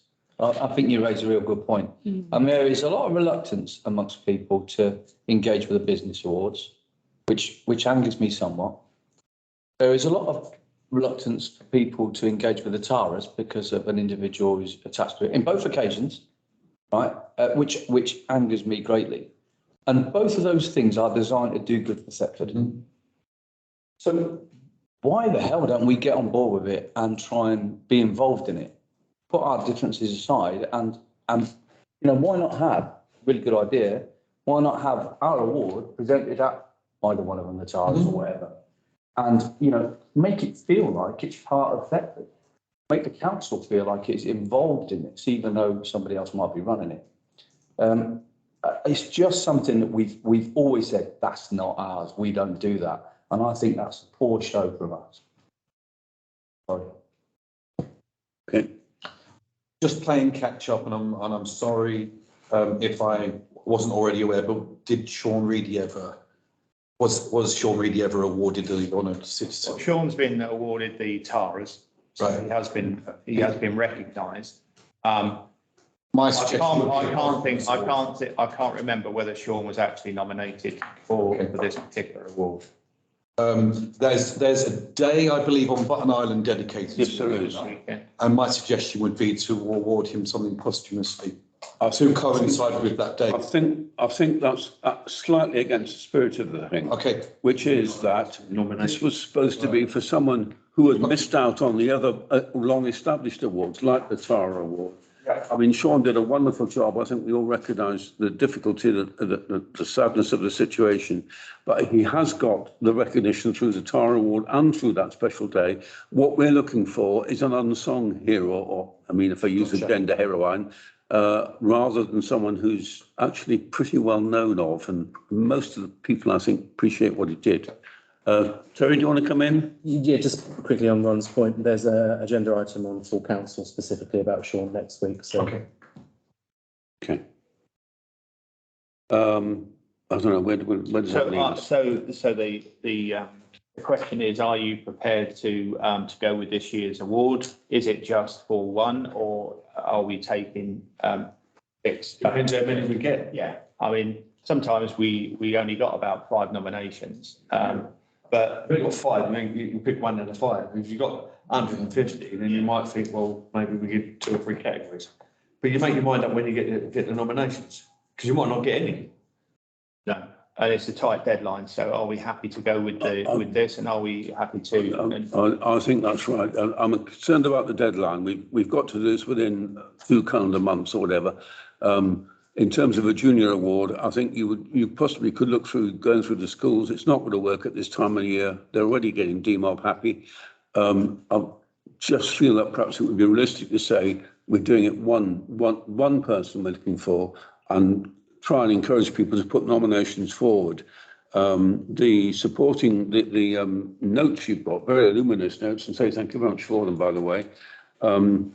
The end of it says, you see the supporting document, criteria and rules of nominations for the Thetford Honour Citizens Award. I'm not sure if we did produce that. Well, I've got 10 copies here, so you can take those away, but someone must have had a look at them, because you're right. Past and current councillors can't nominate. That was something that was put into, you can change that. The other thing I would say, and, you know, again, Stuart's not here tonight, but Stuart did suggest that he wanted to present it at one of the heritage events. I know what we've got planned for the heritage events, and personally, I don't think they're going to be big enough and a statement enough to award someone. I think you've either got to go, I mean, we don't really, I mean, a frame certificate is one thing, but let's make it an occasion. So I would probably still stick with a relatively tight deadline to get it in there. You could probably make a big thing at Christmas light switch on as having, you know, guest of honour and presenting him and telling everybody, because one thing you do get at Christmas lights is you get a couple of thousand people squashed into the market space. So people are going to be aware of who that person is. That's a neat suggestion. I've possibly got another one from Terry. Very briefly, are we doing a front garden thing this year? Last year we had an award for the best front gardens. If we are doing one, then I suggest we chuck that in as well. That's something which can be done. I think that's amenities that were. I think from what I'm aware of is that they are doing it this year. The presentation is normally in August, so it's even earlier than next weekend. Okay, so. just a thought. Well, if we're nervous about the number of applications, we don't want to have too short of a nomination period, I think.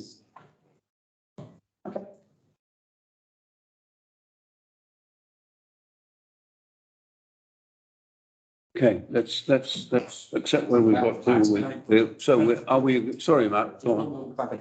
Actually, deadline's too short for this one, but I actually think the next one, I think we really should be strict and should be doing an adult and a junior. Nominations allowing, but if you take certain situations, someone collapses into the CPR on an adult doing that to an adult is great. A child doing that to an adult deserves a lot more recognition. So I think there are certain things that we want that an adult doing it's a well done, but a child doing it or a younger person doing it deserves a lot more recognition. So I think we should be trying to push, and when we do promote the nominations, actually say, you know, younger people do deserve to be given an award. I know it's a certificate with a frame on it, but you know, I think we should really push really hard for young people to have a separate special thing for a younger person. I think that's really valuable. Karen, can I, excuse me interrupting, Karen? We do do that. We actually run over 2 hours, and we should, I should invite you to consider whether you're prepared to suspend standing orders, because technically speaking, we would normally finish a meeting in 2 hours. So in order to carry on this meeting, I have to get your permission to suspend standing orders. Are you willing to do that, colleagues, please? Yes. Yes. Yeah, thank you for being so incredibly enthusiastic. I feel a bit the same. I mean, 2 hours it's quite a sensible rule. And I'm sorry I failed to get you to get through the agenda, enable you to get through the agenda in 2 hours, but we are where we are, and we haven't. So thank you for agreeing to carry on a bit. So the deal is, I take Matt's point entirely. The problem, Matt, is that the evidence has been in the past, it's really hard to get young people. I mean, someone does something stunningly exceptional, saves a life, then the chances are they will get rewarded for that elsewhere. It will be picked up in the national press, or the lifesavers or whoever will respond and do the appropriate.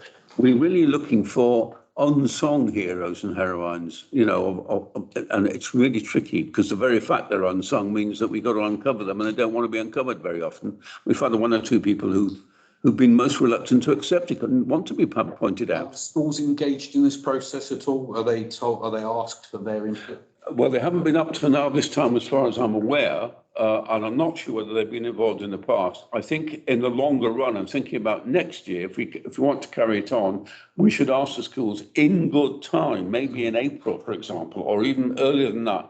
Have you got anyone you think has been exceptionally valuable to the community that you'd like to put forward? Because they're the ones who know young people up to the age of 16 at least, if not 18 in the case of the academy.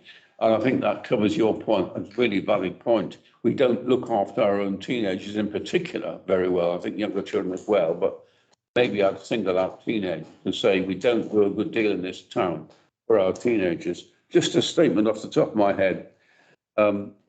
Okay, so I think I'm going to want to be moving on again. We've got a third set of activities, which is item 101, so Guildhall Heritage Hub. And again, you're not required to speak at great length to this if you don't want to, but please feel free to if you want to. What we've got is a list of the Guildhall Heritage Hub activities, and again, written up in the notes that you should have received. So quite a lot of information has been provided to you in advance. We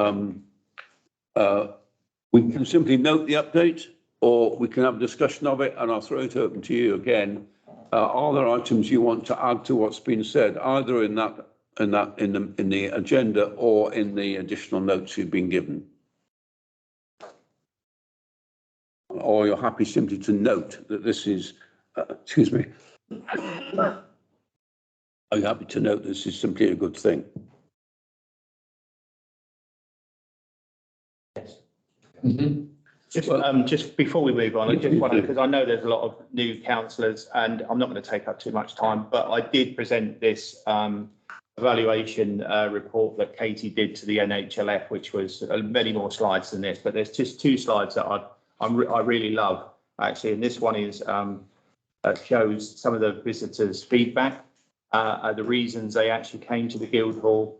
And you can see with the pie chart there that there are, a plethora of reasons why they came, whether it's because they were part of the school trip, part of the fact that they'd realised that there were some new displays on, and people had told them that you need to go down and see the displays. And the other one was the visitor demographic. And again, if you look at the pie chart from the under 18s all the way to the over 65s, there's a reasonably equal attendance through the ages, and I think that's a brilliant slide to show that we are now engaging with school children right the way up to the over 65. So they've really done particularly well in delivering the Guildhall Heritage Hub. In my opinion, they've done some great work. Okay. So I want to thank you very much, David, for the notes on that, which is very helpful, and for these slides as well behind me. So are you willing, colleagues, to pardon me, to note the update, in which case we'll move on. Okay. So I'm conscious that we're not giving the weight to these that we gave to previous, but you've had opportunities to raise issues if you wanted to, or to put forward new suggestions. And obviously, once they're put forward, you don't need putting forward to another item on the agenda. So thanks very much for your forbearance in that matter. And we move on to item 102, which is volunteer teams. I think originally this was put in by me, and I think it's been probably rather superseded by events. My concern was that felt that we wanted to make sure that we were supporting other groups, and ironically, it was the Ancient House Museum I'd got in mind at the time, because there have been a number of volunteers that they have themselves, through Melissa Hawker in particular, created, and they I feel that the town council could do more to encourage them, or to encourage the Ancient House Museum, or Melissa in particular, if she's still involved in it. I don't even know if she is. That was the reason for mentioning it. There's nothing more than that. What I would suggest is, in the circumstances, that unless you want to add to that, I will approach the Ancient House Museum in as tactful a way as possible, given the care we need to spend on that, as we said before, and say, is there anything you would welcome from the town council? You're not threatening, it's supposed to be supportive. Are you happy to leave it like that? If there are any other issues on volunteers, please raise them as time goes by. Okay, so thank you for that on 102. So we move to 103, which is correspondence. I'm not expecting that I would have any. I haven't. Have you had any? No, as the officer responsible. Okay, so that's 103 dealt with. 104. Yes. What? Did I hear a voice? 104.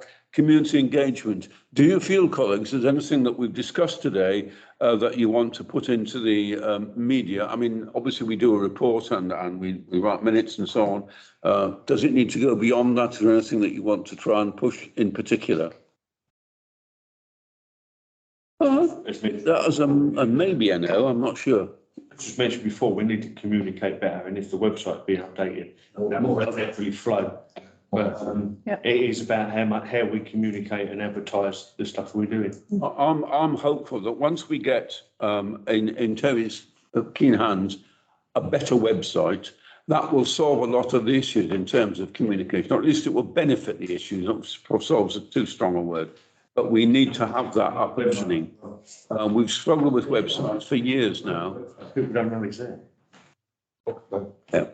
Okay. I wonder if we should be doing anything else to promote the honor citizen once the deadline says approaching, then something to boost it up to people's aware of it, basically. I don't know if there's anything else we can do in that sense.